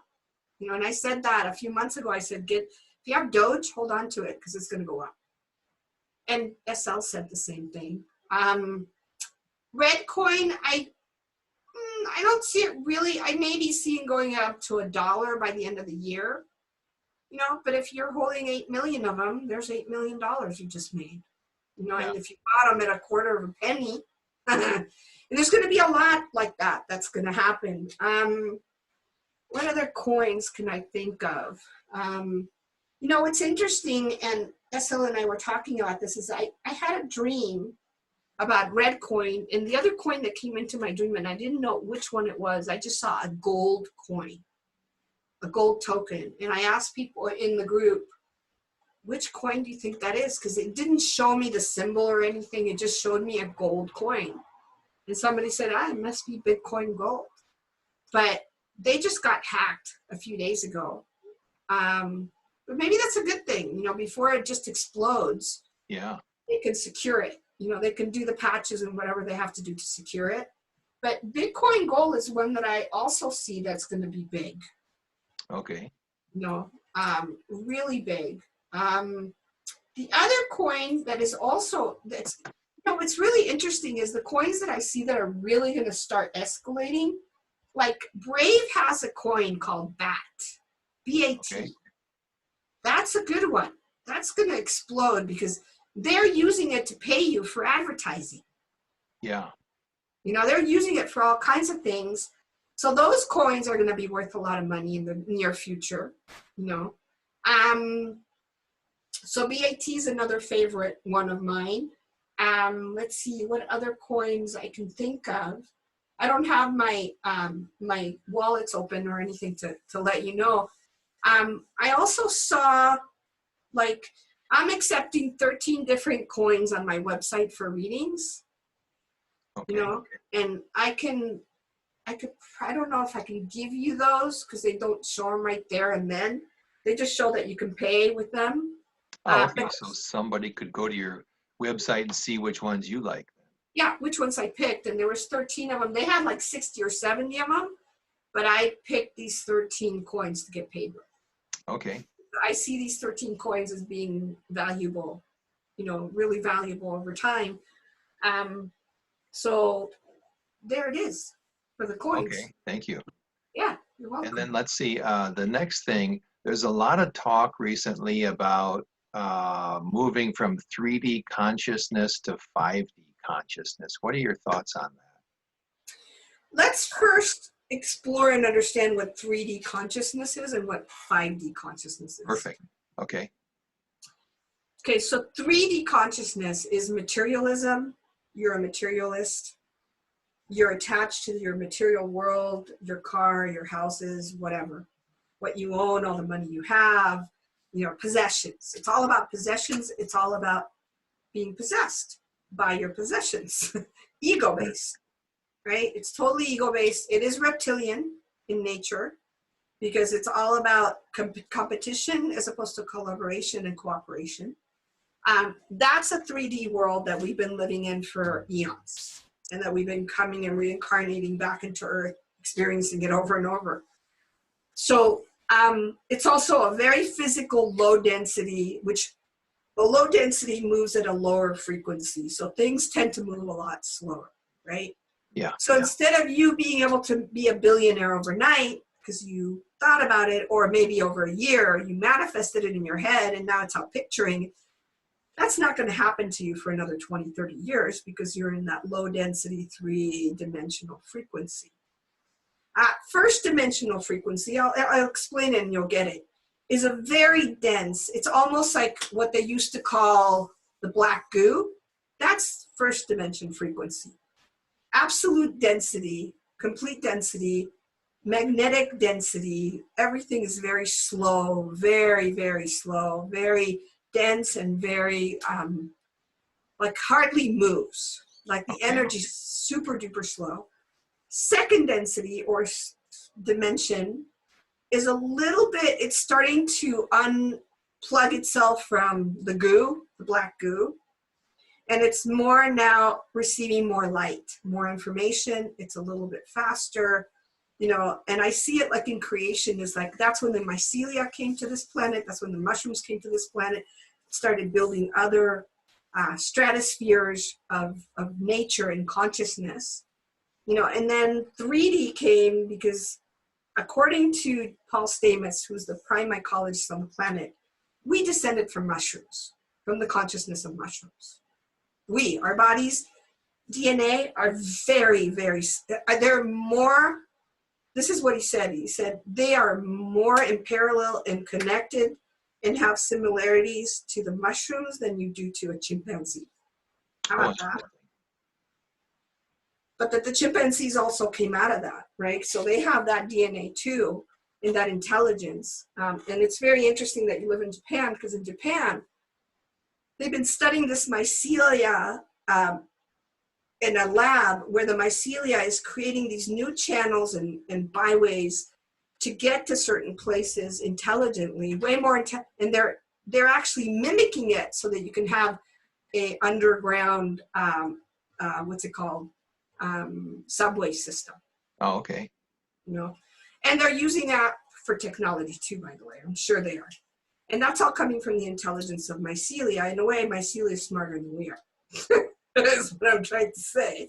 Wow. But, you know, to get to that is that we're descendants of that. We are a part of nature.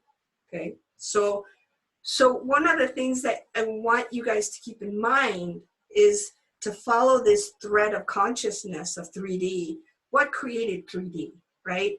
And the low density, and you need to have polarities. You need to have a negative pole and a positive pole electrically. You know, and electricians would totally understand this. Meta would totally get this, right? You know, in order to create friction, in order to create life. And that's the polarity universe we live in. Well, now let's go to 4D. Okay, so that tends to have us be physically material. And you can either be physically material, or like some beings on the planet have chosen to be nature driven. And I'm talking about the tribes in maybe the Amazon rainforest, right? They're not going to feel a thing when all these earth changes happen. They're not. Sure. They're already used to this. They sleep outside with the ants, with, you know, all the bugs, you know, Yeah. they're adjusted to it. They know what herbs to take. They're you know, they're connected to nature. They're a part of nature. They haven't separated themselves like we have. We're going to have to feel the blow of it much harder than they are, because they're already a part of it.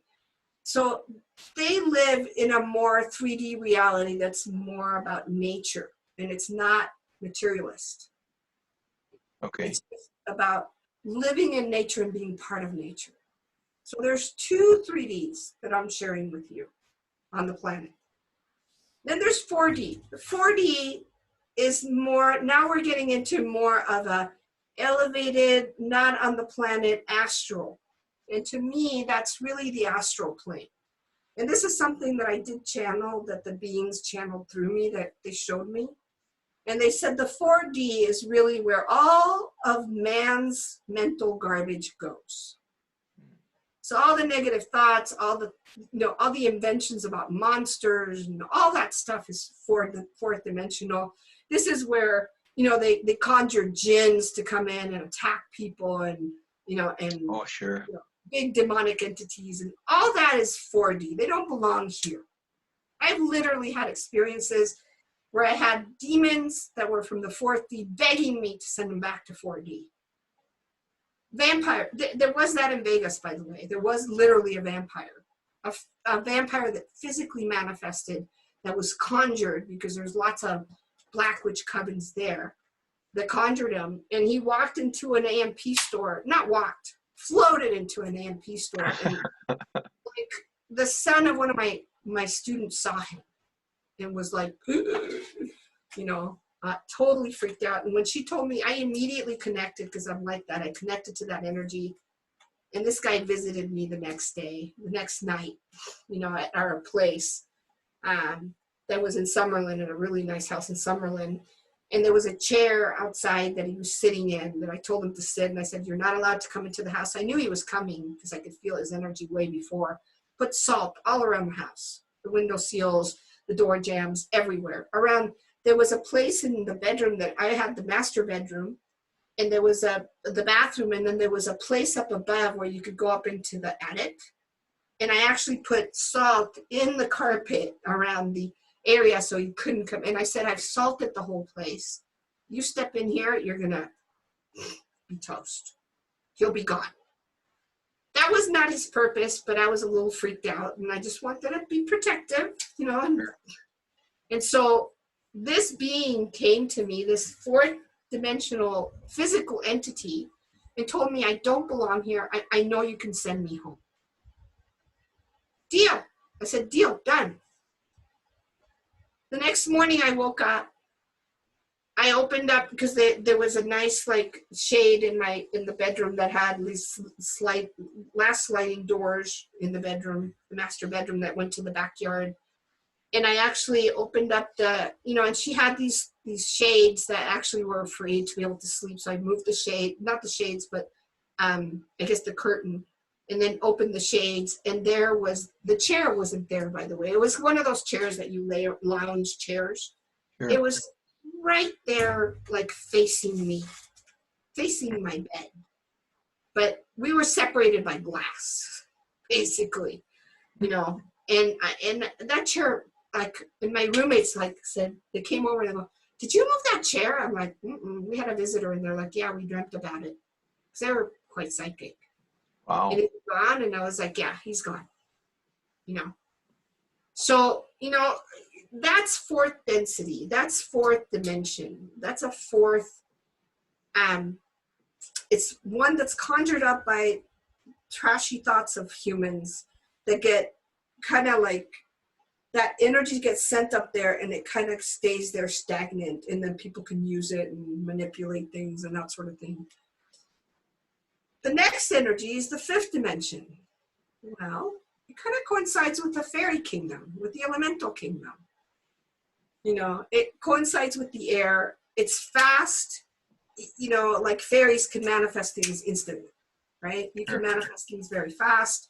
It's a very fast moving And I don't know if anybody's noticed on the planet, but time is moving so fast now. Yeah, yeah, I agree. Totally. It's not just for us adults, right? Because I used to hear my parents, you know, when you're young, time moves so slow. You know, when you get older, it's like time moves too fast. It's not Yeah. like that anymore. Because I talk to some kids that are 5, 7 years old, and they're like, where did the day go? It's already night. I'm like, yeah, isn't that wild? So faster speed of frequency, faster speed of energy, faster speed of manifestation, you know, faster speed of conductivity, faster speed of connection to the universe, into your universal beingness, to your infinite self, as I like to call it.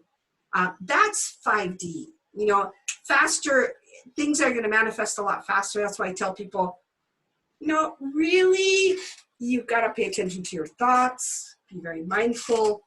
If you're having low density thoughts, negative thoughts, if you're having, you know, thoughts about hate or anger or fear or loathing or whatever it is, work through that. I mean, you know, work through that pretty quick, and don't project it out, because that's what you're going to experience back. That's 5D. Yeah. So I feel like right now, 1 foot is in, for some of us, not everybody's in 5D. Some of us are in 4th D and 5D, or 3rd D and 5D. You know, or some people are just fully, I'm not there yet. That's why I said some people are fully in 5D now.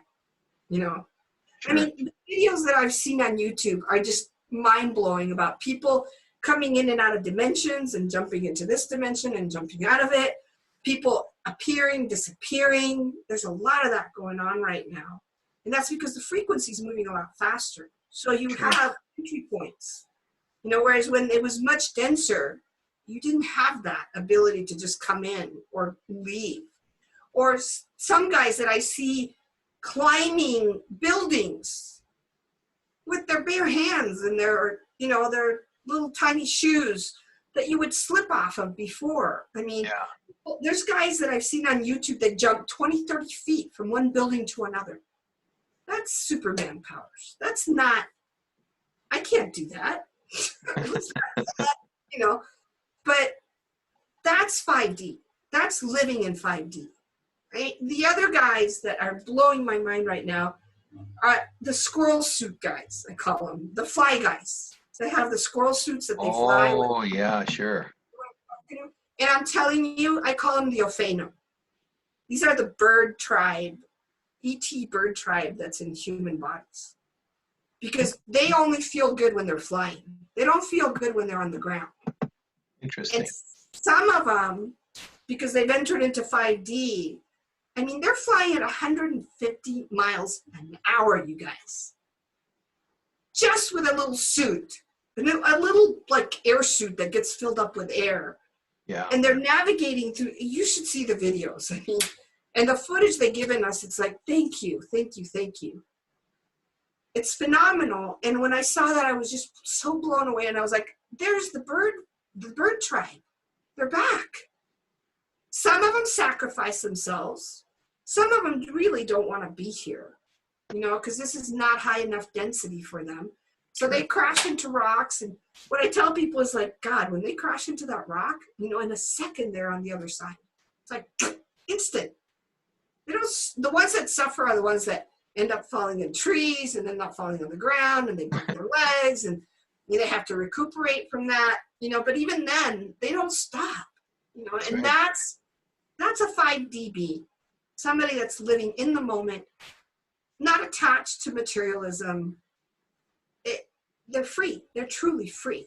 And they don't care if they're in this dimension or in another. They're just like, and there's some of them that are now landing without any gear. No parachutes. In water, on ground, not breaking a bone. Explain that to me, please. If that's not a literal example of a 5D being, I don't know what is. Now, continuing this 5D topic, I've wondered about food for a while. How do you think food will change, or our need for food, once we move into 5D? Our need for food will change. That's my sense. is that our you know, the need for eating food and eating dense foods, right? And we are omnivorous, is going to change. You know, it's going to get lighter, and in some case, some people will be able to be fed by light, just light, no water, no dense foods, no fruit, no, you know, no fruitarianism, no veganism, none of that. I do feel there's going to come a time, and I did get shown that by Terra, by the earth, one time when I was up in Mount Shasta again, that there wasn't going to be any more eating of each other on this planet. So she was going to move out of that place of being the ultimate alchemist into being this planet of like fauna and flora and beings that live here energetically. Like you would become an energetic being. That means you don't have a body. Yeah. That to me is not 5D. That to me is 5D is like when you're unveiling the body and you're becoming a more energetic body. Okay. 6D, 7D, 8D is just energy. You're just energy. You're plasma. Sure. You're not even physical. And there's a lot of plasma beings that come and visit us from other stars, our star places. You know?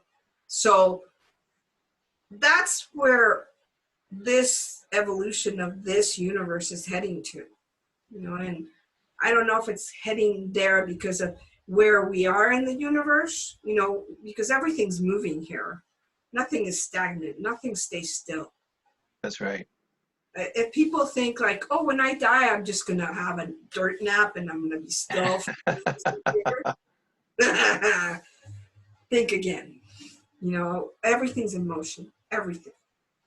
There's energy is always in motion, you know, and it just transforms into different levels of energy. So I think there's going to be choices when we really all step into 5D.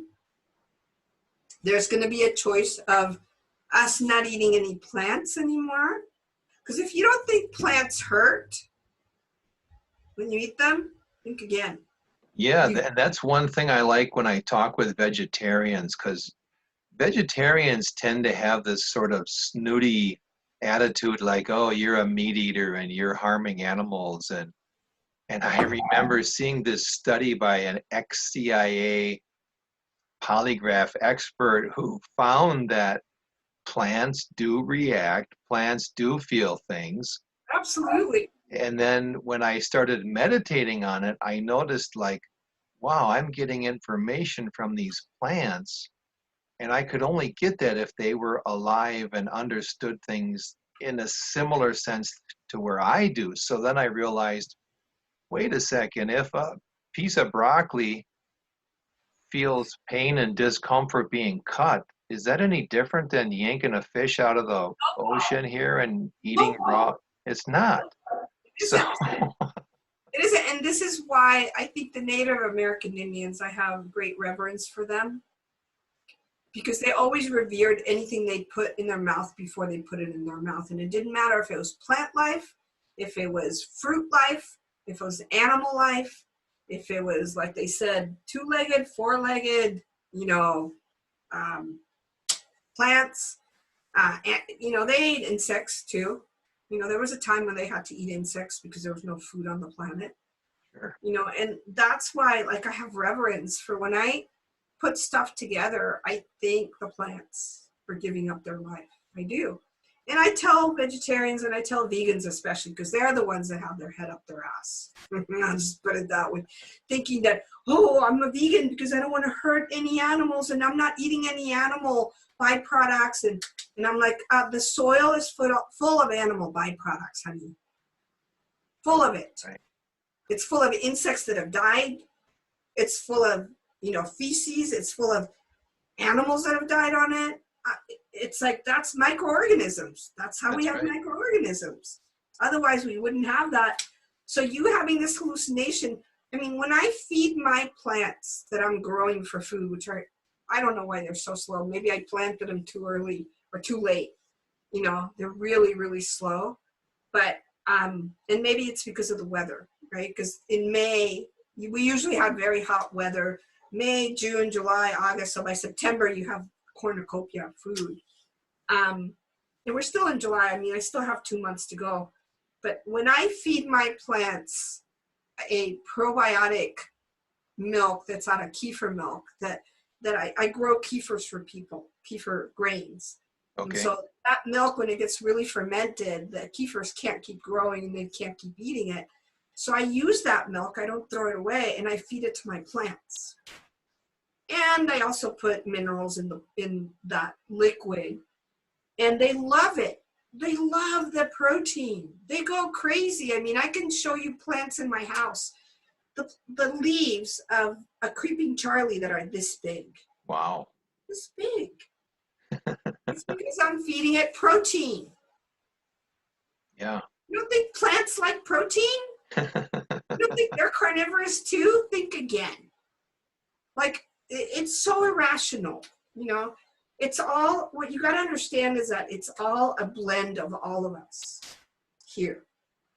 And the reverence that I have for like the meat that I buy, that I eat, or the fish, or the chicken, or, you know, whatever animal that I'm going to consume, is I thank it first for giving up its life so I can continue mine. And that's a Native American Indian tradition. That's, you know, they say it in Cherokee. I don't know the words in Cherokee, so I'll speak them in English. You know, that's one thing. The other thing is that I am integrating with that food. I am a part of it. You and I become one. You know, and that's why I think I'm really glad that we have this grand solar minimum and that the food collapse is going to happen, the commercial food collapse. Because kids that go to their store, the grocery store with mommy, don't even know where that piece of meat came from. That's right. They don't know where that leg of chicken came from. I went to a boarding school when I was a teenager where we killed our own food.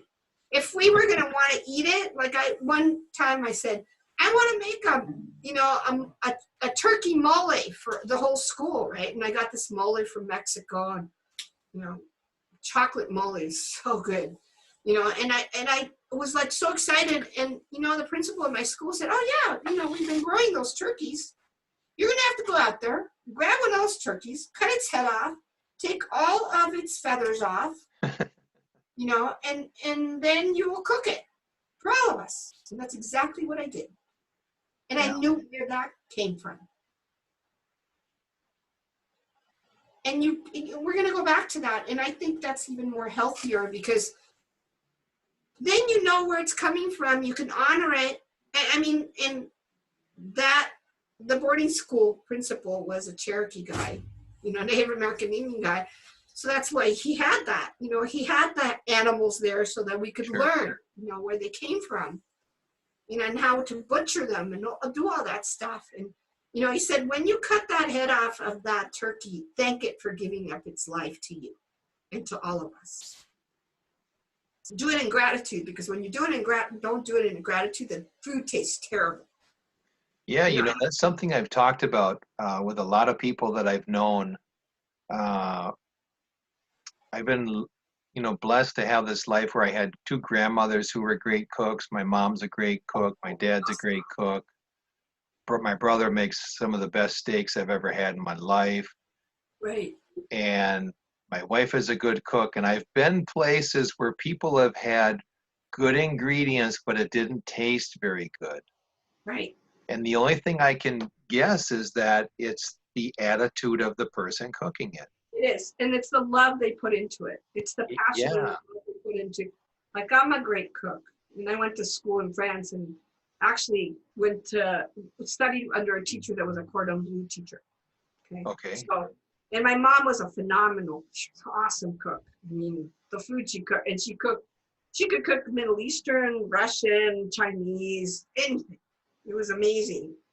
And I love to cook. And that's, you know, and I think that's why my food tastes so incredible. And anybody that eats at my table is like, wow, you should be a chef. You should open up a restaurant. And I'm like, that would ruin it. You know, I'll cook for my friends. I'll cook for me. And yeah, it's the love that I put into it, and the love that I thank all the plant matter that I'm using to cook with, the animal, you know, the flesh that I'm using, all of it.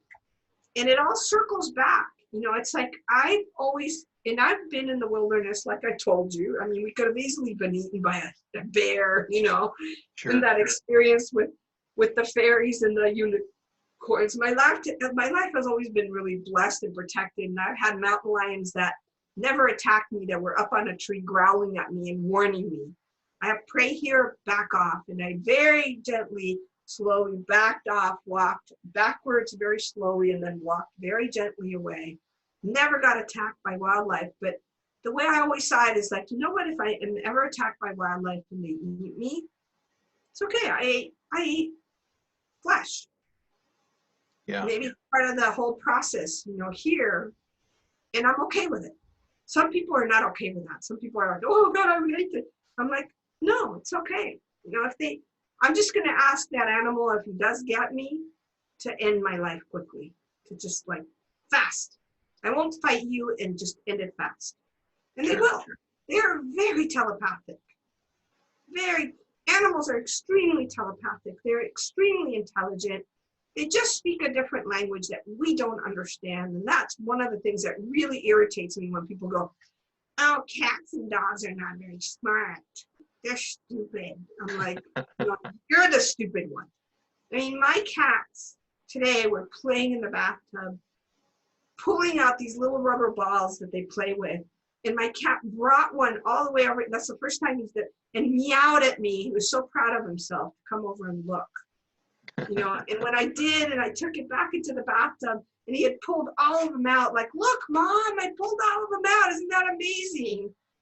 You know, and I'm telepathic with them, but for people that are not telepathic with animals, you're missing such a big part of your life and a big picture of how animals are very intelligent. They have that spark of the divine in them too. They just came in a different form. Yeah. So I respect all life. Ants, spiders, you know, all insects, creepy crawlers, all of them have great intelligence, you know, and we just need to be more aware and more respectful and more honorable. And so that's one good, you asked me, what do you see that are good things about this big change that's coming? One of the big, really great things is that people are going to get down to earth again, literally down to earth. And that if you want to have protein in your life, animal protein, because we do need it for these bodies, unfortunately, they're made that way, you're going to have to go hunt it, you're going to have to butcher it, and you're going to have to eat it then. You know, and it's going to be the same with animal husbandry. If you have animals on your property, some of them are going to be for eating, some of them are going to be for helping you, you know, grow corn or grow whatever you're going to be growing. And I think it's really important to come back to that and look at how, I mean, when I sent you that video of what's happening in Japan, look at how she can tear up a bridge, she can tear up a road that's concreted in 5 milliseconds. All that can be gone and it's earth again. And that's, you know, that's basically what we got to come back to. We got to come back to that place of being united with nature, and being united with nature's, like, different events that are happening. Like you said, you know, you're not being affected by them. Everybody else around you is, but you guys aren't. And part of it is the consciousness. Part of it is what you're doing with the Organite, you know, but part of it is your connection to the elements, you know, and your like frequency that you're putting out there for the elements to, you honor them so they honor you, right? They're not going to come and tear your house down. And there's a big part of that. That's 5D, by the way. And it's funny about Japan, you know, I've been here, oh boy, I think about 16 years, a little over 16 years in total. Mm-hmm. And everyone has this idea that, you know, Japanese are so, you know, they're so peaceful and they're good to the environment. In fact, in Japanese, everywhere, every company plasters this phrase that says, good for the environment, or easy on the environment. We're helping the environment, but this is a country where they just destroy the environment. You know, for years, Tokyo would take its garbage, its trash out into the ocean and dump it. Dump it. And they Yeah. did that for years and years and years. And to me, that's just, it's unbelievable you could even think that was a good idea or an option. And, you know, people throw trash I walk along the ocean almost every day, and the amount of trash that people, they just drive by and throw it out their car window. It's shocking. And this good friend of mine, he always says, you know, look at all of the earthquakes and the natural disasters have really ratcheted up the last 5 years here. And my friend said, I'm not really religious, but I think God is pissed at Japan. There's no other explanation about it. And I've said to him, well, maybe we don't have to say God. It could be just Mother Earth has said enough is enough. I'm going to start wiping some of you people out. No, that's true. That's true. If you're not in concert with nature, nature is going to rebel. And nature is what we are. So that's the crazy part, right? Yeah. We separated ourselves from nature, so we see it as an enemy or something, but we're not. We are it. We are nature. And if you become in concert with it and unify with it, like I tell people, you know, and there's a lot of volcanoes in Ashland. There's a lot of volcanoes. And there's a big volcano in Shasta. There's a whole Cascadia that could go off. And I tell people, I'm totally happy to go if the volcano goes off. Totally. I won't even know it. In a minute, I'll be gone. Yeah. Woohoo! And all my stuff will be in ashes, or it'll be buried, and I'll graduate. What's so bad about it? You know, I'm in concert with nature. I'm totally okay in shedding this, you know, vessel and moving on to a higher frequency. And you know, so it's like all these earth changes are going to happen all over the place. Yeah. And I saw that, like I said, in 2007 when I was channeling, the beings were telling everybody. And the one thing that, you know, I have several people that come to me and ask me, sorry. Jesus. They, Rebecca, hey, I'll have to call you back. I'll have to call you back. Okay, bye. There's a lot of people that are worried about living and their I understand that, your families, and where is it safe to live?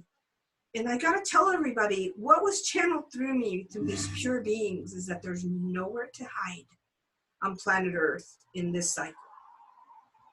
And that goes for the reptilians that build their underground cities. There's nowhere to hide. Everything's gonna get purified. And the way out of it is to have a pure heart. That's what they say. Yeah, exactly. Pure heart, you will be untouched. You have a heart that can be corrupted, you will be destroyed.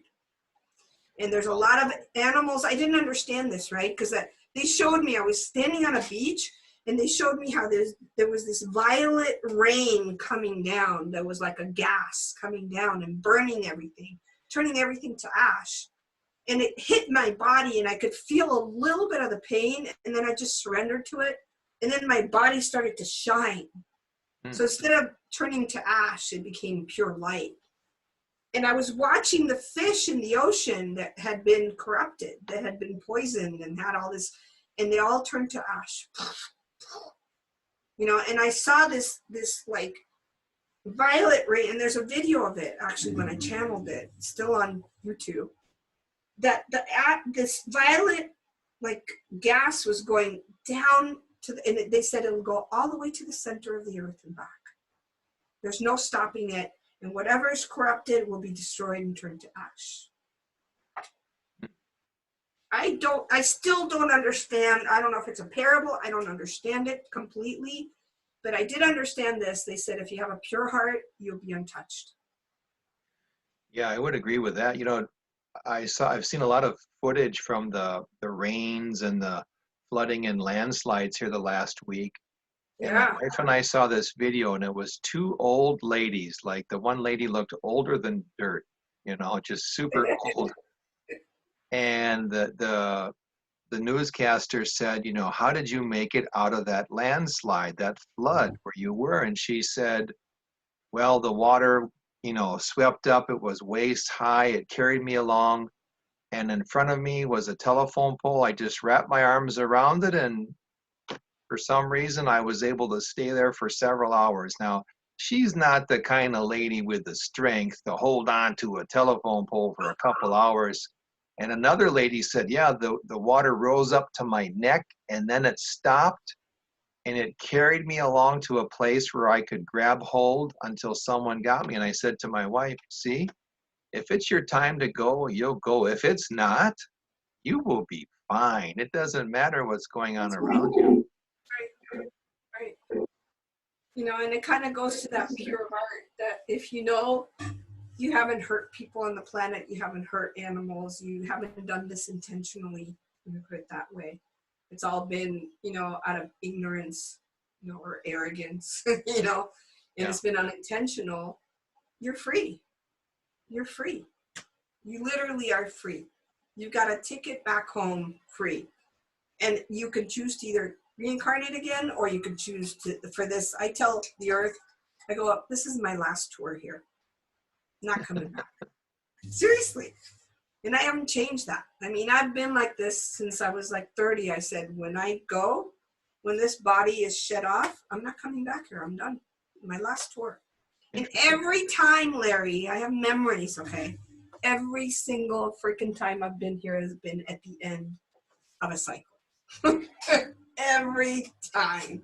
Well, not really every time. I mean, I was in the 1300s. I did reincarnate there several times, and I was a witch, according to the Roman Catholic Church. And they drowned me, you know, with a gunny sack. I remember they tying a gunny sack to my feet in a lake, you know, and tying it to my feet and calling me a witch and saying if I can swim up and get rid of the gunny sack, then, you know, I'll be saved. And of course I drowned.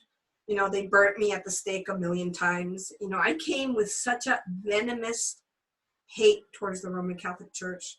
I never understood it, but I had this venom against them. Now I understand it because I know how evil they are, you know, and how they pretended to be the holiest of holies, and they're the criminalist of criminals, you know, they're the Cosa Nostra, absolute, you know, and so it's like, you know, and now I understand, but the most memorable, I mean, I remember being here at Mu, Lemuria, Atlantis, and now I call it Babylon. This is the towers of Babylon that are falling.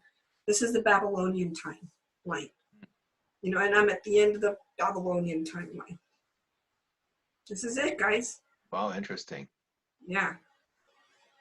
So, well, on that note, maybe we should end this. I think okay. I can't really see my clock here because I don't have my glasses on. It looks a little fuzzy, but I'm sure we've gone over 2 hours. We went 2 hours and 22 minutes. Wow. That's amazing. Now, I didn't get to all my questions, but then we did talk about lots of other interesting topics, so I'm okay with that. Okay. And, great. Well, I want to invite you to do a show on my, you know, sure, on my channel. So we'll arrange that, and, you know, maybe, you know, I'll be asking you questions then. You know, and I did a little intro promo video for you because of that whole thing that got debacled, you know, so. Thank you. Yeah, you're welcome. When you didn't show up, it was like, I created that video of the reptilians. I put that up. One of your crypto videos I put up. Oh, really? We all prayed for your safety in case you were being pummeled by the, you know, the floods and all that stuff. So it was pretty awesome. Oh, very kind of you. Oh, yeah, absolutely. Okay, well, thank you, Sonia. I'm just going to stop recording here for a second. Got it. Let's see, how do I do that? I think I need my glasses.